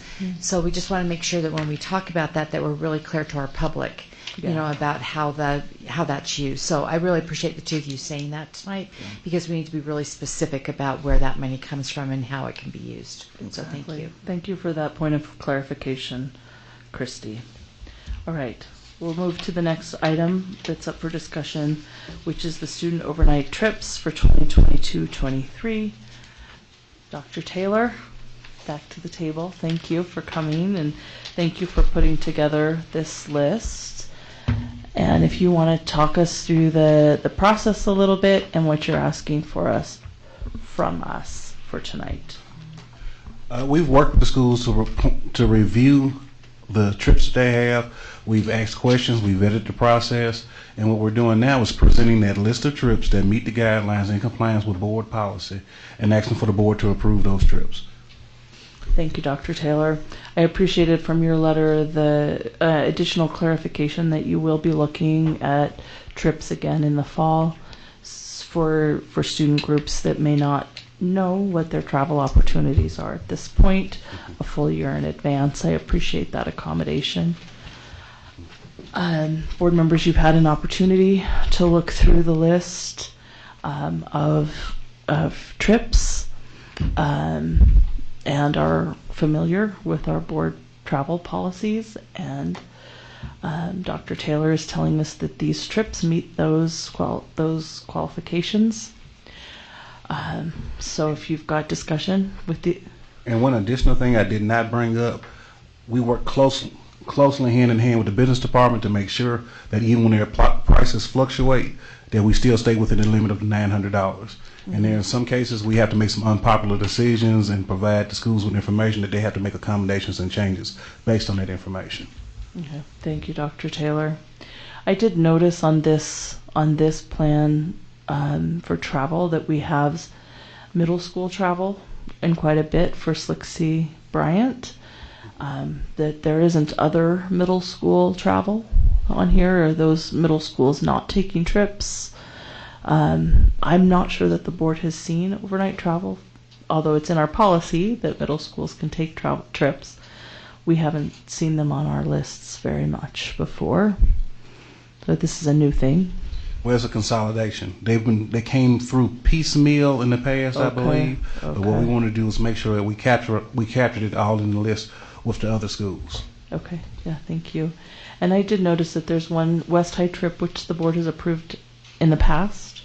It's a trip to the Beamline trip to Geneva, and it's 9 days. So it doesn't technically meet the guidelines of our policy, but we've approved it in the past. Other than that, if there's other discussion from the board, Christy. So maybe just a good clarifying question just for the public to know that, and maybe Ms. Kendall, would be able to answer this question too about liabilities, with going out of state. So what is state, what's the opinion of state risk? What's the liabilities that the district takes on when our students go out of state on a school-sponsored trip? Out of state or out of the country? Out of state, is there liabilities at all, or does state risk always cover us? State risk will cover us out of within the United States. Yeah. And then out of state or out of the country, there are other concerns. Okay. Thank you very much. Thank you, board members. Other questions, discussion to the overnight trip, an extended trip plan? I do appreciate, Dr. Taylor, how much work goes into this. As I recall, these were trips that were approved by school SICs and SCCs as well. Yes, ma'am. And you have approvals for those And trips for all of the trips that are on here. Thank you. Great. Okay. If there's no other discussion to this, I would entertain a motion to move this to action. So moved. Okay. Second. Motion by Bryce and seconded by Catherine to move this to action. Let's go ahead and vote. We're starting with Board Member Kennedy. Catherine Kennedy, yes. Nate Salazar, yes. Mohammed, yes. Melissa Ford, yes. Christy Sweat, yes. Bryce Williams, yes. Jenny Sika, yes. Okay, having moved this item to action, let's go ahead and I'll entertain a motion on the overnight and extended trips for 2022-23. So moved. Okay. So motion by Mohammed to approve the overnight and extended trips for 2022-23. Second. With a second. Motion by Mohammed and seconded by Nate. Any discussion to this motion? Okay, seeing none, we'll go ahead and vote, beginning with Board Member Williams. Bryce Williams, yes. Jenny Sika, yes. Catherine Kennedy, yes. Nate Salazar, yes. Mohammed, yes. Melissa Ford, yes. Christy Sweat, yes. Okay, Thank you. That approves the student overnight trips for 2022-23. Thank you, Dr. Taylor. All right. The next item is for discussion is the student overnight travel maximum cost per trip. And Dr. Taylor, I'm glad you're still here. And Ms. Kindle, maybe you could join us at the table as well. Thank you. Dr. Taylor already alluded to some of the complicating factors that have come along with reference to our student fee schedule where it comes to overnight travel as costs have increased recently. And so it was requested by Board Member Williams and Board Member Kennedy that we discuss this again. And I'm happy to do that. I think what we also need to take and keep in mind as we have this discussion that we just approved our fee schedule, and the process for changing that fee schedule involves some time and 2 public hearings. And so the board needs to think about this, and I appreciate it being brought to our attention because we do need to think about this. And I think I'm really looking forward to the discussion on how board members will look at this and think about this. We certainly have never, in my time on the board, wanted to be a hindrance to students being able to participate in travel. But I think we also need to be very cognizant of the costs and the fees that are associated with that travel. So with that, I'd like to open this for discussion by the board, and thank you to Dr. Taylor and Ms. Kindle for being here to help answer questions. Go ahead. Do you want to begin, Bryce? I can follow if you want to. Okay.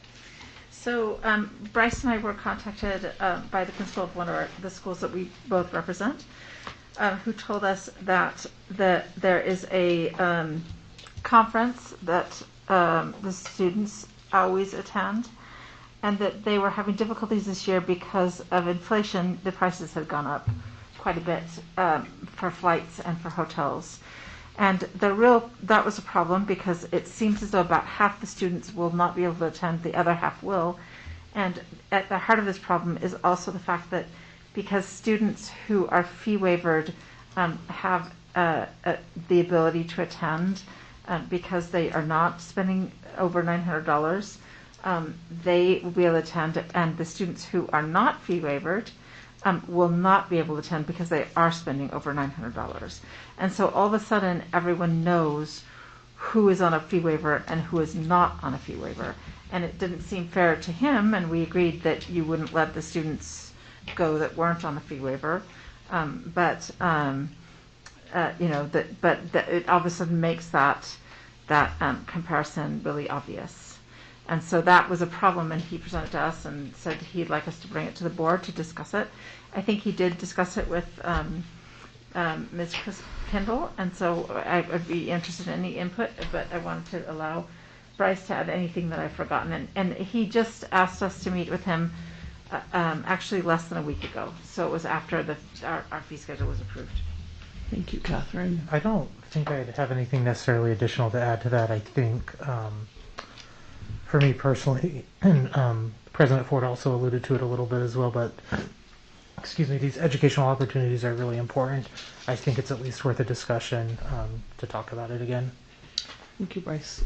Christina. Awesome. So pleased to be here. So what I would say is that this trip would fall under our prior fee schedule, so we would need to have 2 hearings to address it. And the fee schedule is really clear that the cost to the student before fundraising takes place has to be $900. So there is no difference between fee waiver students and non-fee waiver students. The cost for the trip has to be $9 or under. So there shouldn't be a distinction between these students who are on fee waiver versus not, because it's not the amount of money that students are actually paying, it's the amount of the cost of the trip that would be associated with a fee, right? So it has to be $900 or less for everybody, and that's what we were trying to do. And I had several conversations with the principal in terms of that as far the amount of money that they were off wasn't a significant amount of money, and that it was possible to perhaps go through the foundation, because if you could get a donation for like the overage, so you would bring the entire cost for all students to that $900 cap, that was something they could do. There were also other alternatives discussed with the principal in terms of how they could bring everyone down to that $900 limit. So I'm not clear whether or not we could adequately post in time and hold 2 public hearings to change the current fee schedule, so that this trip could fall under that. I mean, they do have some options as to how those students could go on that trip. So with regard to that specific thing, that would be what I would say. My other comment would be if the board decides that what they would like to look at is raising the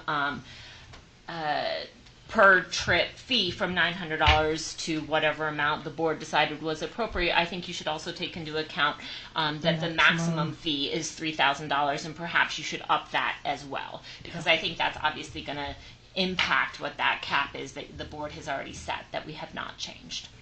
Thank you, Ms. Kendall. I really appreciate that explanation, and I think the way I would look at this is I would reiterate what opportunities there are for this particular trip to still be taken and how it could be supported.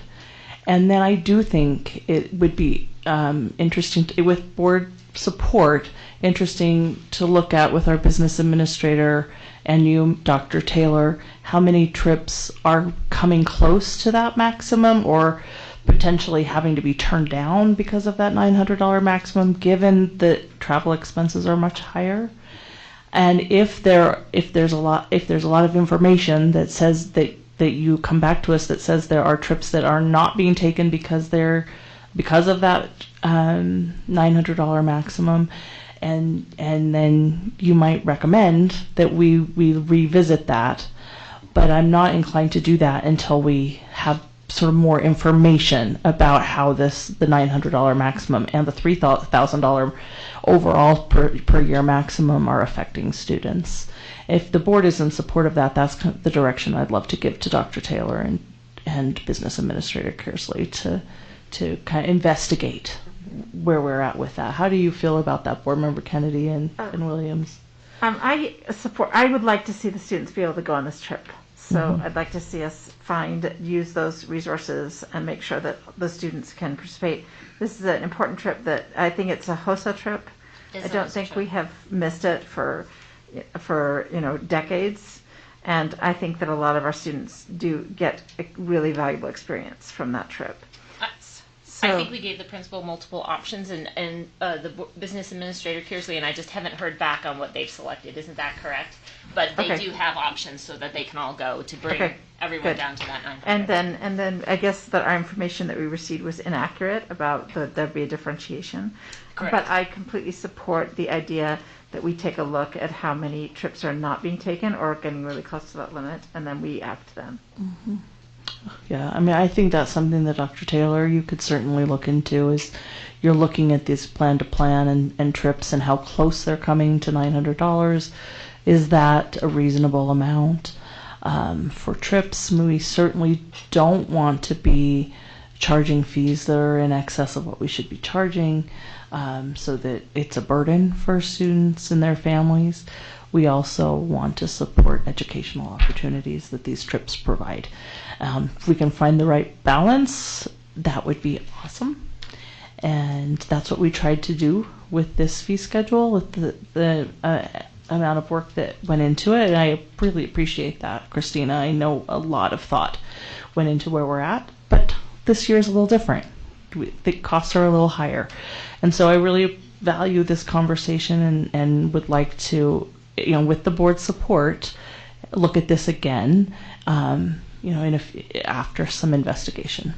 And it as long as this trip can be taken, I think we can take some time, because we already do have a fee schedule that we've pretty carefully approved. That's right. Okay.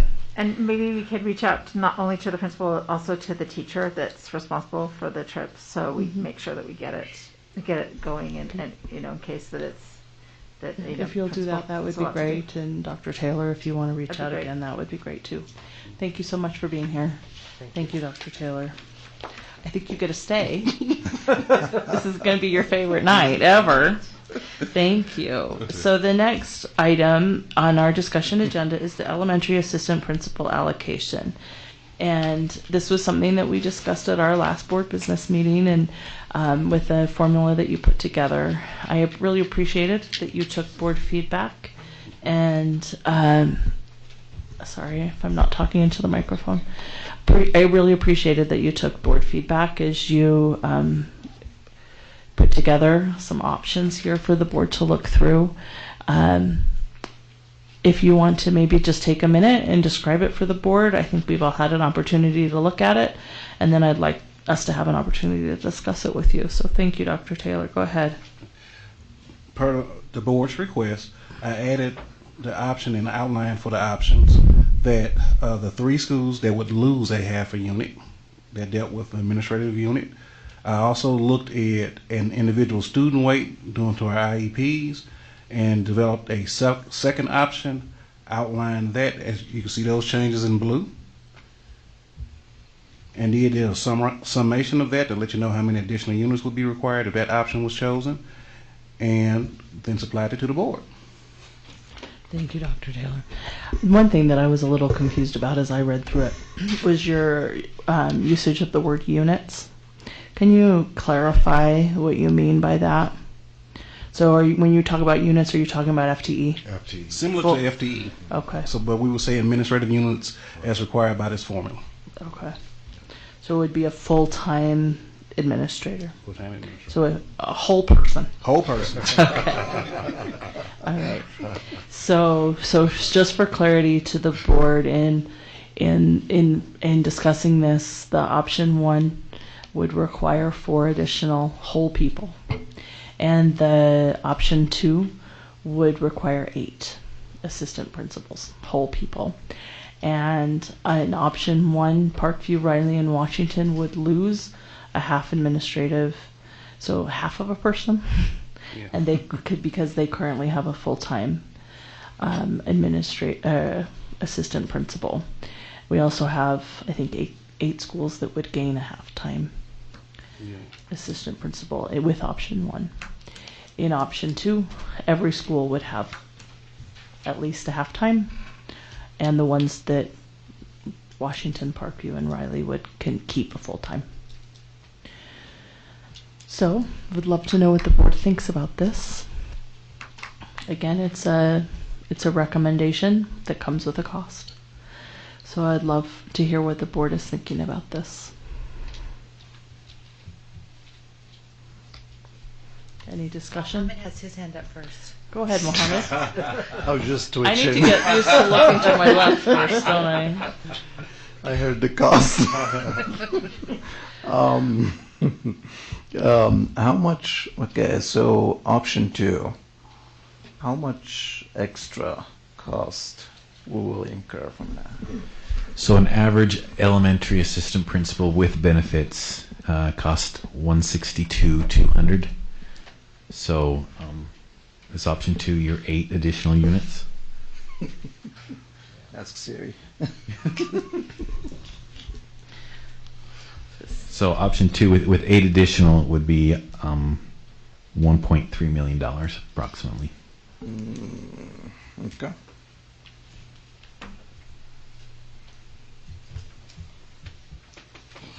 Dr. Gadsden had his hand up before Go. me. Dr. Gadsden, sorry, go ahead. I'm taking notes. Go ahead, Dr. So just what I would add is while we have some greater needs for students with IEPs and others, I would also add we have district supports for those schools. And when I said that we were being conservative at the last meeting, I truly meant that, and being as equitable as we could. I'm just a little concerned with a school that would have, say, 180 students having a full-time assistant principal, and then we give a school that has 456 students that same allocation. While we might think we're being equitable in that situation, we really are not. providing just what is needed to provide the success because of the additional district supports that are out there for all of our schools. Thank you, Dr. Gadsden. I think it's your turn, Christy. Well, at least third on the line, finally. So, first off, Dr. Taylor, I appreciate you adding the IEP in there. I think that for me personally, I am in favor of option 2. I know that it is an additional cost. Thank you, Alan, for pointing out that. But I do believe in that, looking at that specifically and the challenges that we have in our schools, whether we heard earlier just not even having the support staff in our schools with paras with our SPED students, that I think this investment is something this board has always been behind. So I appreciate what you said, Dr. Gadsden. I know I'm on the opposite side of you right now, but I think that as Mohammed and Nate, I'm sorry, I'm calling you out right now, talked a little bit about the importance of the support that we need to give to the schools through our academics and through our teaching staff. And also just, with the issues that we're hearing about in all of our schools with behavioral issues, all of our kids to a certain extent, with our SEL issues that we're seeing, and the trauma that a lot of our families are feeling, that having an additional person, even a part-time, to help with our principal, even if you only have 150 kids in there, we just don't know what the makeup is of all of our schools. So I'm in favor of option 2. I know that finding that money is going to be a challenge, as Alan smiles at me. I'm the conservative one. I'm always the one. I know you're shocked. I know you are, because I'm always the one who's talking about this, but I feel really strongly about this, and I appreciate that you brought that to us tonight. Thank you, Board Member Sweat. Do we have other discussion to this, Dr. Gadsden? I just want to let Board Member Sweat know we're actually on the same team, on the same side. I like option 2, but I'm taking into consideration that we might possibly be looking at a consolidation of schools and others, and then we're hiring additional staff during this time that we ask for a reprieve from the study. I'm going to bring that back to the board next February. And then if the board decides to do the consolidation and repurposing of schools, my team and I are going to be looking at what we do with this additional staff that we've hired for a year. Something to think about. Thank you. Other discussion from the board? Catherine? It seems to me that this discussion should happen in the context of our school consolidation discussion. And that we need to think about which schools are going to stay open. And this board chose a few weeks ago to kick that can down the road. I actually think that's a bad choice. I think we should be discussing that now. I think we're going to be increasingly pressed for resources as we go forward. But that being said, the other thing we could do is wait to see what our June report gets in. It comes in terms of growth, and from that we could make some decisions. We have no idea right now what that's going to look like, and it seems to me that this discussion. In my district, there's Wasatch, which has never had an assistant principal and has a large, unrecognized, I think it's usually between 20 and 25% Title I population, and a fairly large student body population. And that school really needs an assistant principal, has never had one. And so I can see the need for it, but I think that we do need to be fiscally responsible, and I'd like to support option 2. But I would suggest that we wait to see how that money rolls in. And we hope that it's $10 to $12 million. Growth. Look at Ellen. Yes. Yes, Santa. Hope as a strategy. We need to call Santa for that. Thank you, Catherine. Go ahead, Mohammed. Oh, thank you. You know, I really love option 2. I've always dreamed of that, but Santa is not going to be able to afford that this year, unfortunately, you know. And I think, you know, option 1 seems to be like, you know, it is what's going on right now, because we look at the matter that we have right now. So we've had like a rough couple of years, and several schools actually, they have principals who are like anxiously waiting to get even, you know, a half principal. But I think, you know, now that we are towards the end of the year, I mean, June is around the corner, and if we postpone this, I think it's just going to complicate the issue. At least if we could like at least make a decision based on this, because this is a fluid. This is not like a document that says, okay, this is it and that's it. Instead, like, you know, we have to take some form of decision on this today, because for the sake of those principals who've been waiting, there is a lot of work out there. Things are changing, you know, every single day. Challenges are happening. I mean, we see it, you know, and one principal, you know, is really a lot of work for one principal to take on so many challenges that its school has. And I personally think, you know, taking some form of action is better than nothing. School consolidation, we got that. I know it's going to happen in the future, but right now let's see what the problem we have that our principals are dealing with. Thanks for that feedback, Mohammed. Do I have other discussion from the board? I'll echo the sentiments I've heard. I would like to see us work toward option 2. I think that that's the right factors in place, and I appreciated you adding the special ed students and students with IEPs, because I do think that that is important.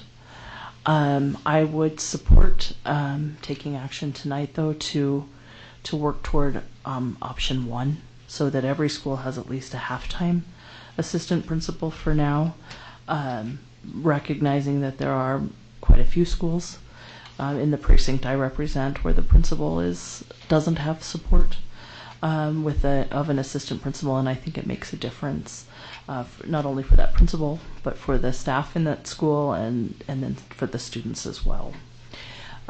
So I would support taking action on option 1. It's something, as I recall, just a couple of years ago we extended the elementary assistant principal contract so that it matched the administrative contract of the principal.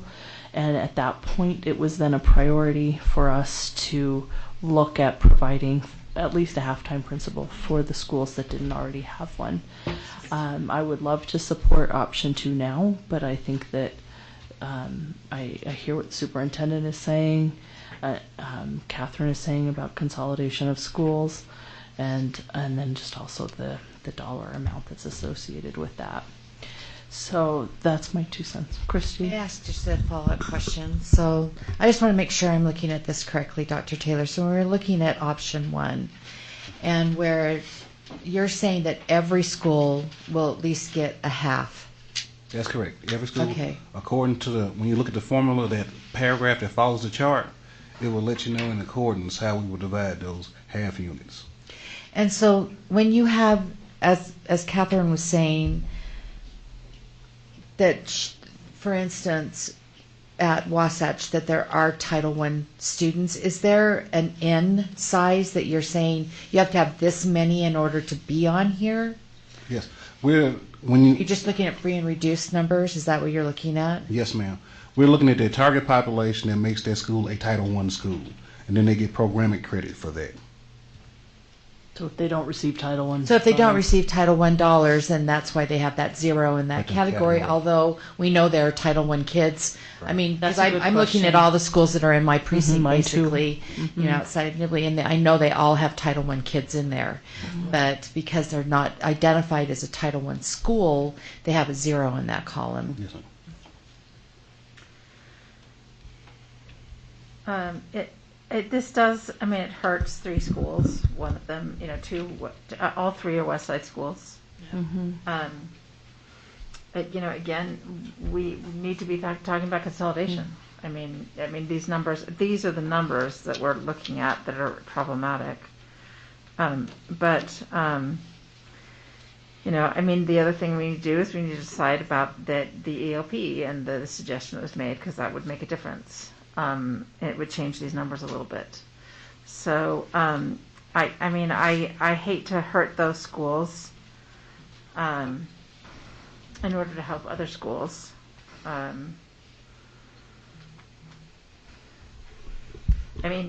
understand that there's pressing needs to get this started, but in a month, when do we find out about growth? Is it June? Growth?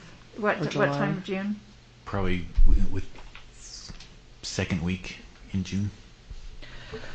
Can I ask? Thank you. I'll let you finish, Kathleen, and then I want to ask a clarifying I wonder question. if we can't just wait a month to decide. Okay. Well, I know we would need to hire if we were going to do that. Right. My understanding.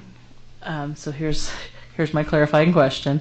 I appreciate the equitable formula that you're trying to come up with how to distribute this, but I'm also hearing the board kind of say we want to gear toward option 2 with more support rather than less, but maybe not feeling like we could do that from all of us, including what you're saying, Dr. Gadsden, about the consolidation conversation.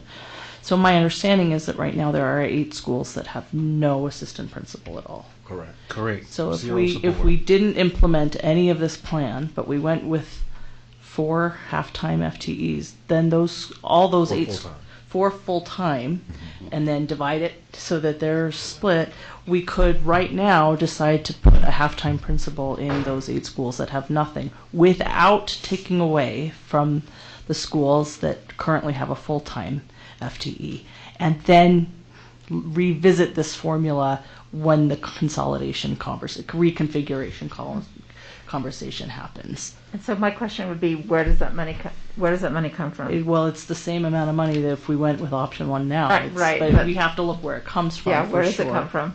So our elementary assistant principals are paid for with our urban issues money, which is our funds we receive, the mitigation payments from the RDA. So looking at I haven't received our RDA, that mitigation payment this year yet. I expect to receive it any day now. But for last year, the payment we received was $621,000 more than those funds we had budgeted, because that amount we get keeps growing as the assessed valuation of those redevelopment areas grows. The percentage we get grows as well. So that's the difference there, and that's projected to keep growing as those assessed valuations continue to increase. So if we're looking at 4 FTE, that 620 is just a little bit shy of what we would need, unless you just hired everyone on step 1. Right. Okay. So the question of where would that come from? It would come from our current amount of those mitigation payments we're receiving. Thank you. So what I would say is, what is being presented is the algorithm that is used to provide for the staffing. What Dr. Kennedy is saying is in option 1 or option 2, in the fact that if the numbers change, they change in the algorithm and it would shift staffing accordingly. So when you all approve option 1 or option 2, we're still going to be looking at those final numbers whenever the numbers are final to determine what staffing the school gets.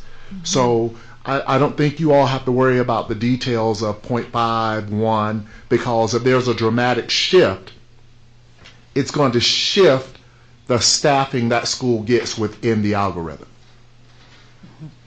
Yeah, I appreciate that. I guess what I'm thinking is how to make the dollar amount that we have with the RDA, with the urban renewal funds, match, and make it go as far as we can go, so that we could potentially add that half-time FTE for everybody without taking it away, at least for now. Right. And then looking at it through next year's budget cycle as well. and maybe I'm just thinking, I'm just brainstorming, so maybe that's not appropriate to do in this setting, but anyway, open for discussion for the rest of the board, including, we don't have to take action on it tonight. That's up to the board, and I'll follow the will of the board, certainly. And I'll tell you, in our presentation, we actually looked, as we worked on this, Dr. Hall, Dr. Taylor, Alan Kearsley, and myself, we actually looked at proposal 1, bringing it to the board. We have money in our purse to pay for that. Option 2, Alan is going to have to go and try to figure out how to get that money, because right now we don't see it. So we're going to have to make a shift, a trade somewhere within the finite dollars we have for that. But we thought with the 4 that we proposed in option 1, we have that money in our purse with little impact on Alan having to go and figure it out. Shake the money tree. Yes. Okay. And I think we've had an opportunity to discuss this, so if the board would like to take action on it, I'm open to a motion. Yes. Okay. I would like to, I move that we move the item 6, elementary assistant principal allocation option 1 to action. Okay, I have a motion. Do I have a second? I'll second. Seconded by Nate. To move this to action. Is there any discussion to moving this to action? Okay, seeing none, this vote starts with precinct 7 with you, Christy. Of course it does. Christy Sweat, yes. Melissa Ford, yes. It's getting late. Mohammed, yes. Nate Salazar, yes. Catherine. I'm thinking. Catherine Kennedy, yes. Jenny. Jenny Sika, yes. Bryce Williams, yes. Okay, now this item is on action. I'm open to entertaining a motion.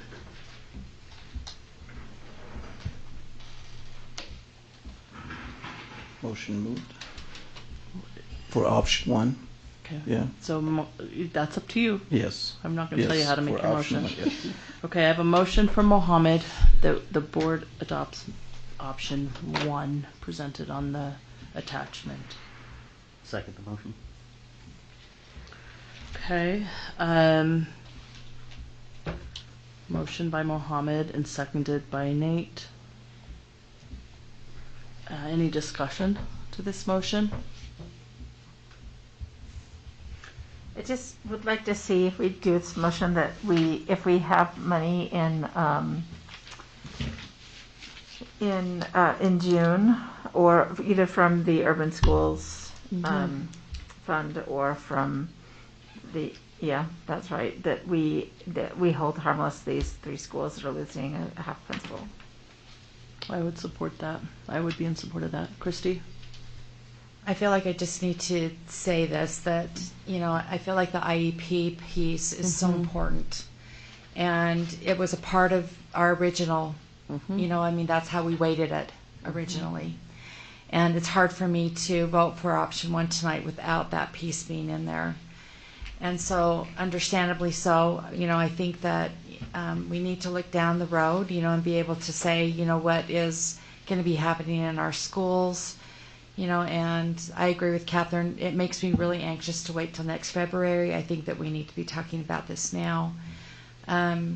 So I just felt like I really needed to say that. It makes me really uncomfortable, not having the IEP piece in there. I appreciate that, and I hope that Superintendent Dr. Taylor and Business Administrator Kersley, you've heard that concern from Board Member Sweat. I think you've also heard it from everybody.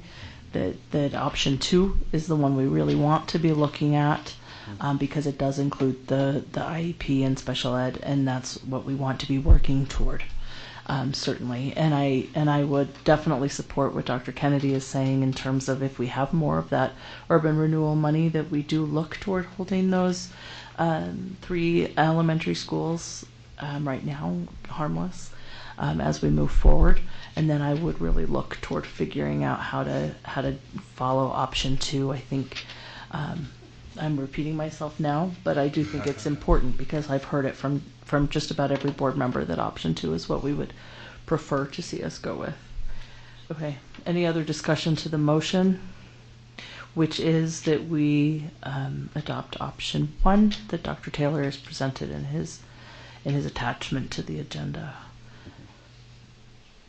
And so just to clarify here, so for option 1, no school is going to have, only one principal. I mean, none. 0. Yes. So which is like, in a way, it gives options here. At least they get some help. And, we are hoping that Alan will, shake some trees, open some purses, and by then we'll have 1.3 million or so. And then we can have, a. Oh, we need so much more than that. Let's shake a little harder. Yes, Alan. 12 million, please.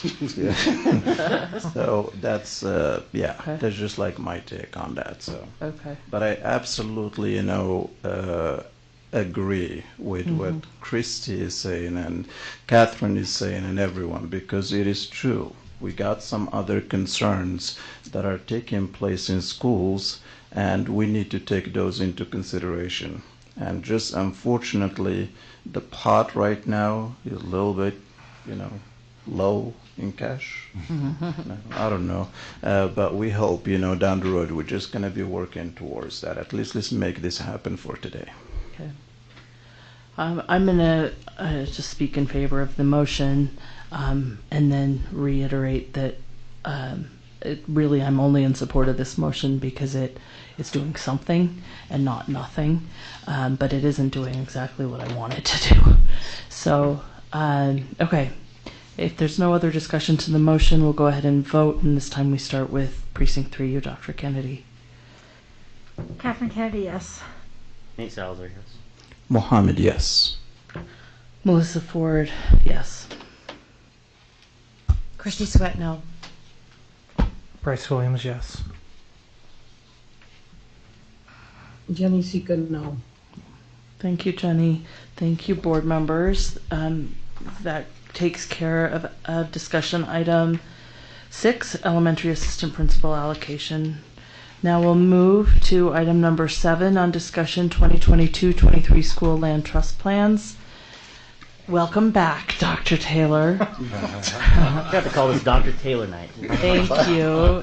And I don't know if you've got some of your team members here. I do see. Well, actually, I was going to ask if the board wanted extended time to review those plans. Okay. Because due to the technical issues that we had. Okay, thank you, Doc. Thank you for bringing that up, Dr. Taylor. My understanding, and you can corroborate this or not, you've had access to the plans, but there was technical difficulties and you couldn't provide feedback until late last night. The deadline for the plans to be submitted and approved by LEAs is May 15th. We do not meet until May 17th. But having Dr. Taylor and Business Administrator Kersey, I think it was you, Alan, that reached out to Land Trust. What will happen if we don't approve them until May 17th is that they won't guarantee distribution in June, but they will most likely distribute in July. So it shouldn't negatively affect the implementation of the plans if we defer this until our next meeting. What I might suggest is that we, between now and the next meeting, take an opportunity to review those plans and submit the feedback on the forms online that Dr. Taylor has provided for us, and maybe have you an opportunity to review them, how we've reviewed them, and let me know kind of how they've been reviewed, or so that we can maybe not spend an inordinate amount of time discussing those plans once we've had time to review them. I would be willing to entertain putting them on consent if the board supports that. but I do think that there's value in the conversation too. So I'm open to whatever the board would like to do, but I support moving it to the next meeting. May I ask Christy? a question? Uh-huh. So we received 3 emails yesterday from Angela, Becky, and April. Which one should we be opening all 3 of them and utilizing, or is there one specifically that you want me to? Either one of the 3, because they were all backups because they wouldn't. Okay, right. I wondered that, but I wasn't sure because I thought, okay, well, we Now have all 3. 3 links will take you to the right spot. Okay, thank you. And, You're welcome. and what you're looking at is there's a form. Then once you read the plan, there's a form. You just click the boxes and you can provide additional feedback. And knowing that there's not harm in us being just a couple days late, then I'm seeing board support for pushing this to next meeting.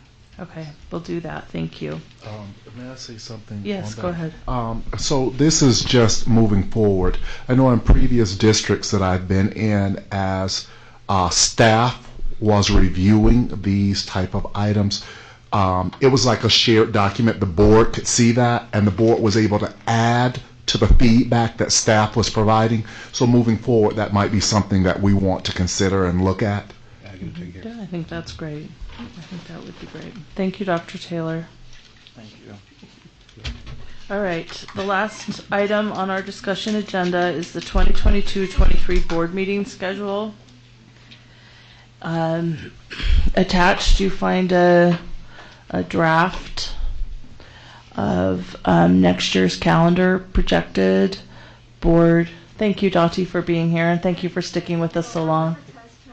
Go. Thank you so much. Good luck. Bye. Good luck, and we so appreciate you being here. Good luck. Go get 'em. Go get them. Ivy, great. Thank you. Okay, so this draft of the meeting schedule for next year follows the same pattern that we've adopted in previous years, with board meetings, the open and public meeting portions beginning at 6:30 p.m., it being the first and third Tuesday of the month.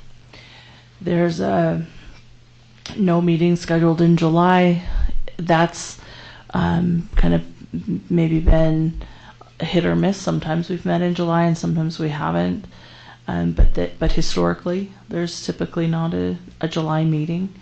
Then typically only one in August, 2 in September, 2 in October, 2 in November, 1 in December. For the purposes of this draft, the January meetings have been moved to the 2nd and 4th because the first Tuesday in January is a non-work day.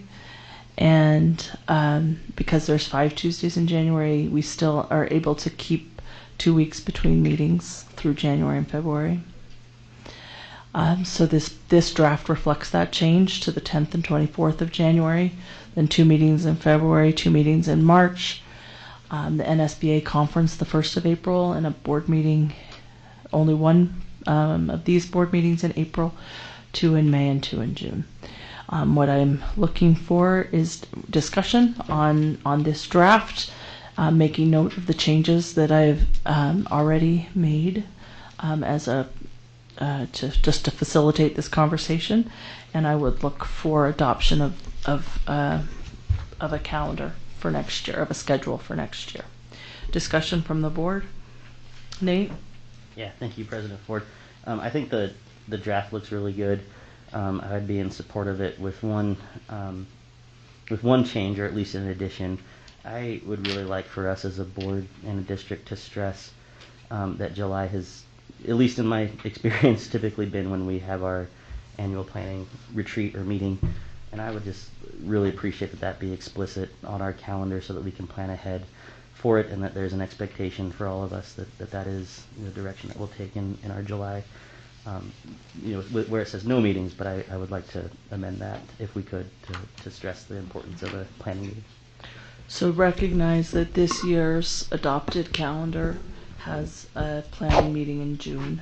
Mm-hmm. Yeah, and I think it's sort of late to say, for people's vacation plans, to say that we're going to schedule something in July. I mean, I think we need to plan that in June. knowing that that meeting is already scheduled in June. So I appreciate your concern, Nate, for the importance of a planning meeting and for us to collaborate on our goals and priorities and do a lot of that very important work. What I'm suggesting is that for this purpose, we have it scheduled in June already. And so I would suggest that we don't have one in July and give everybody, not just the 9 of us sitting at this, well, 10, thank you for being here, Dr. Johnson, sitting at this board table, but to give everybody an opportunity for a July break. And then that could be something, though, that, you know, because you can see on this one that then that June meeting, we've got the June planning meeting for the next year as well.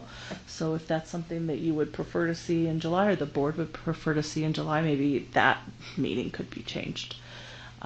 So that's just a suggestion. Are you finished with your comments? Okay, go ahead, Christy. Sorry, I'm just trying to pull up my calendar really quick, make sure I'm in the right month.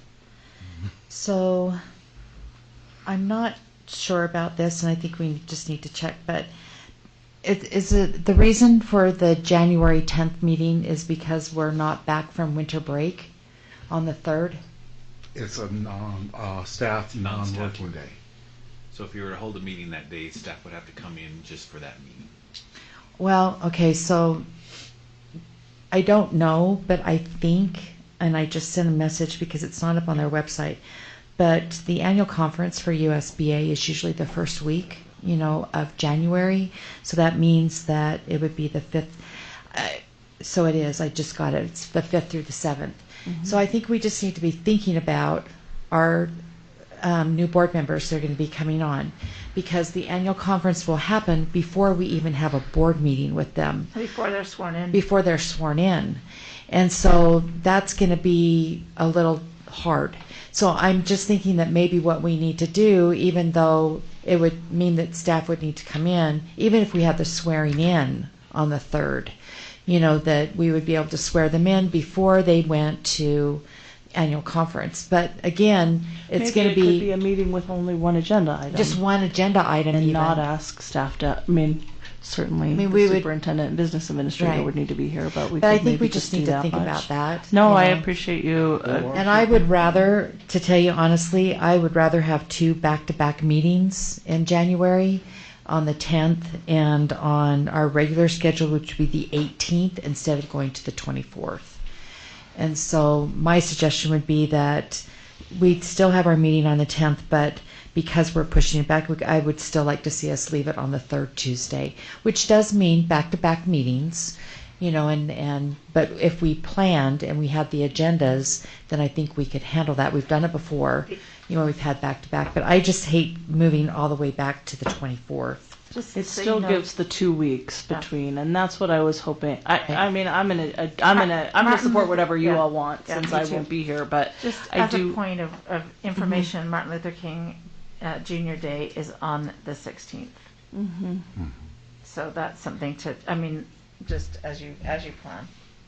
Well, so again, for me, it's just a suggestion, and I think that we do need to consider a special meeting to swear our new board members in, so that they would at least have that before attending the annual conference, which would be on that weekend, which ends up being the 5th through the 7th.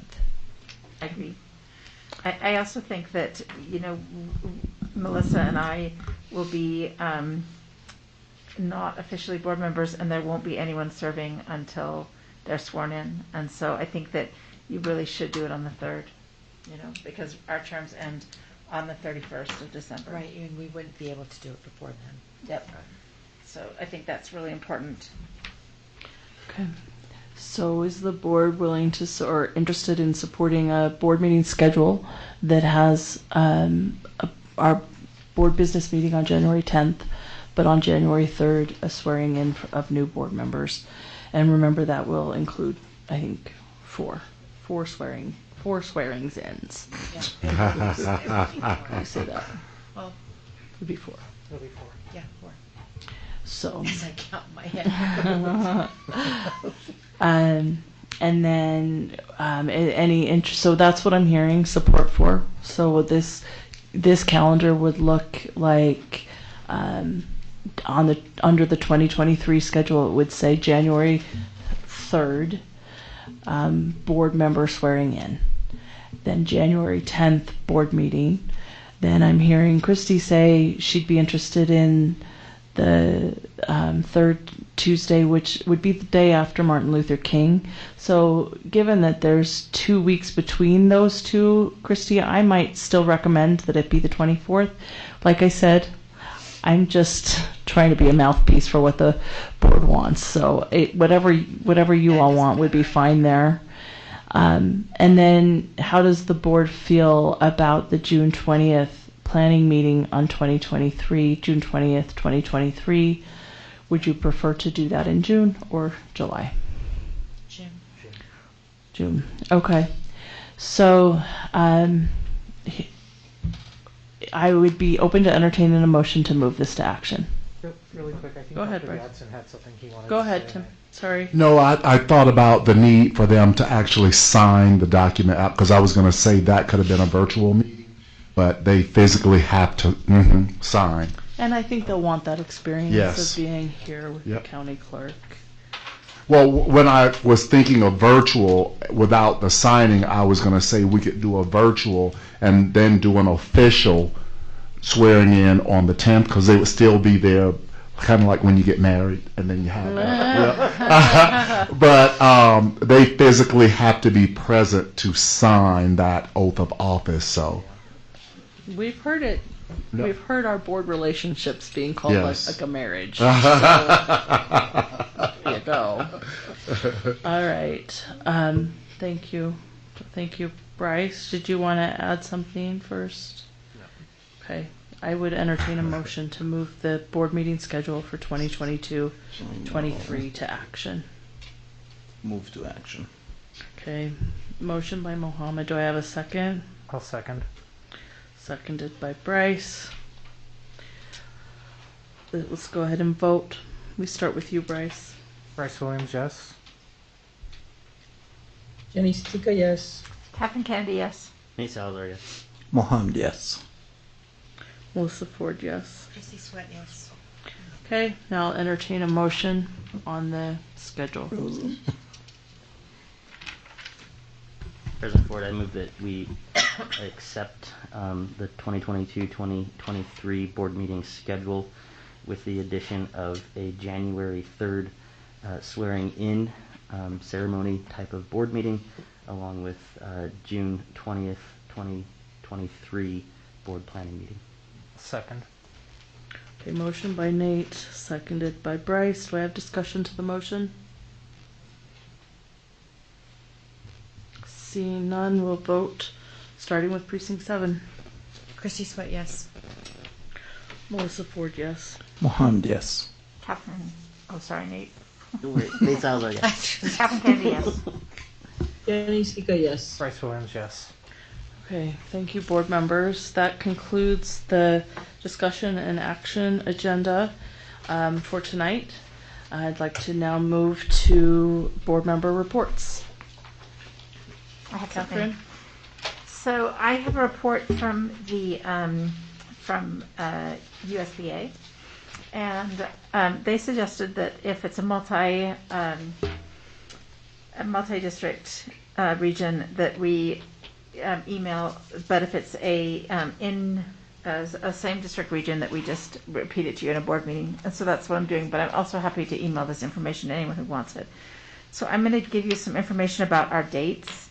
So I don't know if you want to take any notes, but the pre-delegate and delegate assembly is August 26th and 27th. So each region has 2 delegates, and I think we can go over those again, but we already know. And each district may also send 1 delegate in addition to the delegates from the region. And everyone is invited, but only delegates have a vote. Okay. And then USBA Day on the Hill is February 6th. So please schedule for that. It's a great day and important for us to meet with our legislators. Right now, please get master board certifications done. and participate in this professional development. Those are accessible to the public. Your record, your Master Board certification is accessible to the public. They can look up and see if you've done, what you've done on that. So we had many of us do it last year, but just know that's something that people can look up. And the legislature is more and more interested in what we're doing, what kind of training sessions we're doing. And so it's a good program. It's a transparent program, and I think that that we should go ahead and participate in that. And I just encourage you to get started on it now. So we have the USBA is continuing with our professional leadership development series, and that's for all board members, superintendents, and business administrators. And there'll be 2 sessions like they did last year. Those hour-long sessions. One is on May 19th, and the other is on June 23rd, and both will start at 7 p.m. So May 19th and June 23rd at 7 p.m. on social, and there'll be information. They're let's see, they're on social media. I'm using social media. And then we had a great conference down in St. George. We talked about advocacy, professional development, and things like that. And all of our board members will be invited to the new board member. All of the board members that have not been to training sessions. So that means everyone that's new. That hasn't been to a USBA new board member training session. So probably everyone except for, well, definitely Bryce and Jenny and Mohammed. And Nate, you've been already, haven't you? Yes. And then the 2 new board members that replace us will be invited to that. So they'll actually be December 3rd. It's on December 3rd, and they'll be, and maybe the night before, right? You'll come in on Friday Mhm. and stay the night. There'll be programming on Friday night. That's the 2nd. And then we'll be in workshops for half a day. And that is a lot. Please plan to attend that if you haven't been before. It's a lot of really good information. So, so there'll be 5 people from our board that'll attend, if possible. Plus, superintendents and business managers are invited. Is that correct, Christy? Mm-hmm. And so that is on December 2nd, the evening of December 2nd and December 3rd. So please put that on your calendars now. And have I missed anything? Just down to Provo, that's all. Oh yeah, that one is in Provo. Yeah, and so, but have I missed anything else? Mm-hmm. You did great. So it's great to have Christy as the backup for USBA. She has so much experience. Yes. For USBA, so it's really terrific to have her down there, and it's really a great group of people. So think about whether you're interested in doing that starting in January. Terrific. Thank you, Catherine. But Christy, go ahead. So I just want to publicly say thank you to my SCCs. I think we're all winding down. We'll be heading into, some of them will have their last SCC meetings this month. And although I haven't been able to participate in all of them, I've really appreciated the attention to detail in their minutes, which have been really helpful to me. I think that I want to say, to James and Mike, I think they're the only ones who are left here tonight, but we've had multiple times when our boardroom has been filled with people. And tonight it was an exceptional night with our teachers because it was so respectful, and I thought that the messaging that we got tonight was so important. So I just want you to know how much I appreciate the stories that were told tonight, and the real life stories that were shared with us tonight. And listening to our custodians, our bus drivers, our child nutrition teachers, just talking about, really they were our frontline workers, weren't they, during the pandemic? And I just don't think there's ever enough that we could, or how many, I just think thank you is just such a weak way to say thank you. But just know that we just have appreciated you, Okay, yeah, I saw that, Mike. Yes. Appreciated, everything that you've done. I think that as a board, we just need to keep paying attention to that astounding number that we heard tonight, 6,700 students who are in a learning gap, makes me a little ill. And as I think about, 1,200 of them have signed up, but what's happening with the rest? And how do we then provide the resources that we need in our schools for our teachers to help narrow that learning gap?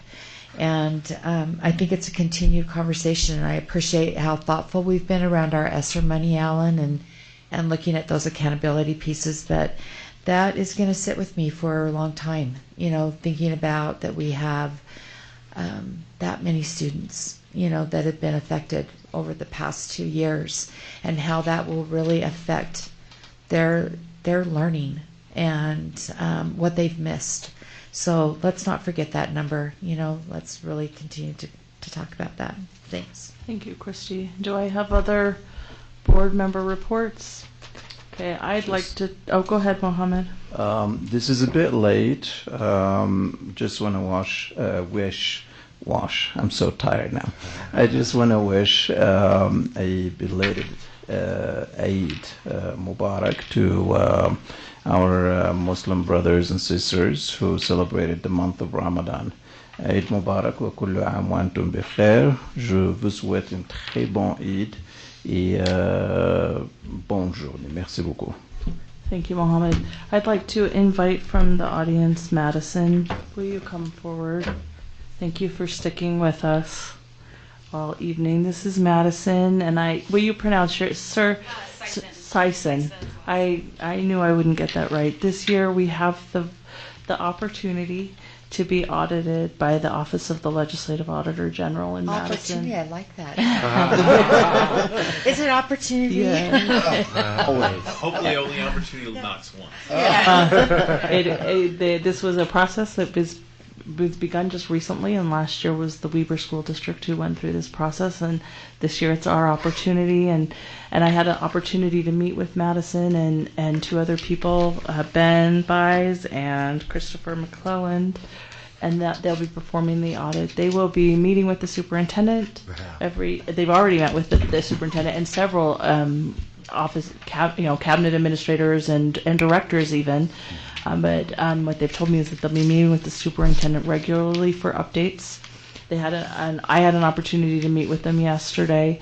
What we talked about is I met with them yesterday was the opportunity for board members to meet with them.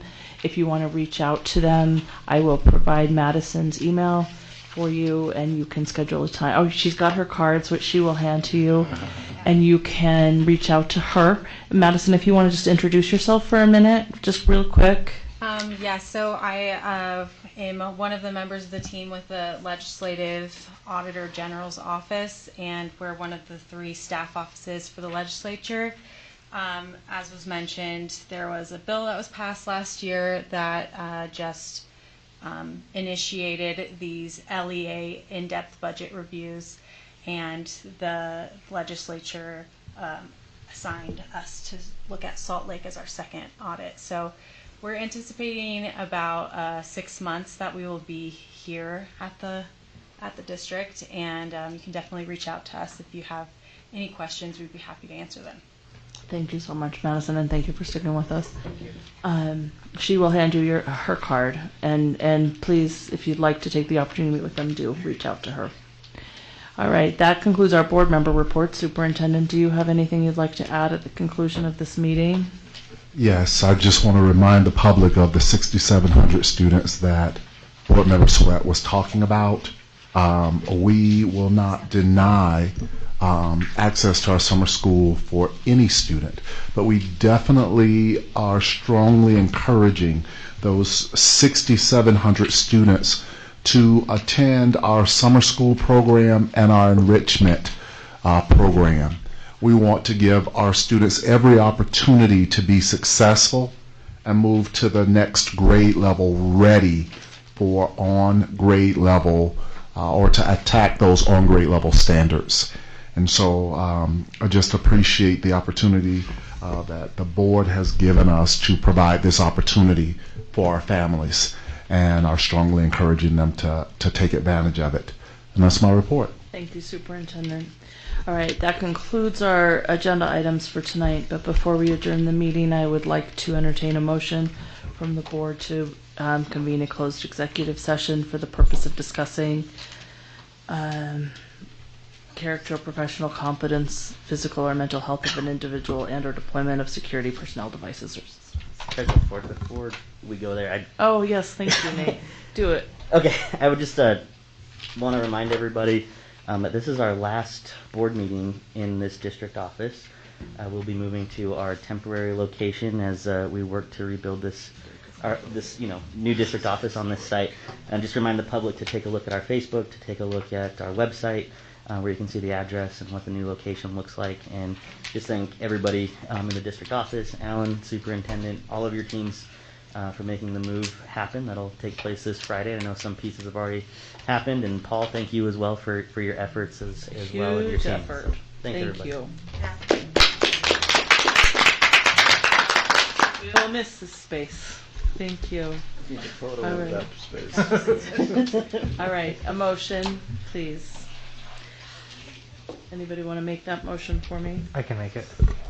President Ford, I move that we move into closed executive session on May 3rd, 2022 at 10:16 p.m. for the purpose of litigation, negotiations, and/or property, as well as character, professional competence, or physical or mental health of an individual and/or deployment of security personnel, devices, or systems. Thank you, Bryce. Motion by Bryce and seconded by Christy. And we'll go ahead and vote, beginning with Catherine Kennedy. Catherine Kennedy, yes. Nate Salazar, yes. Mohammed, yes.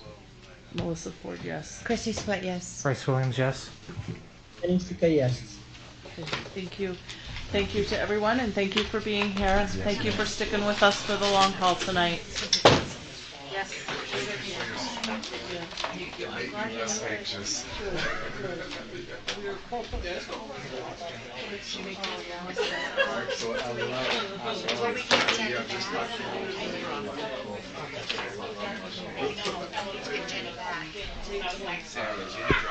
Page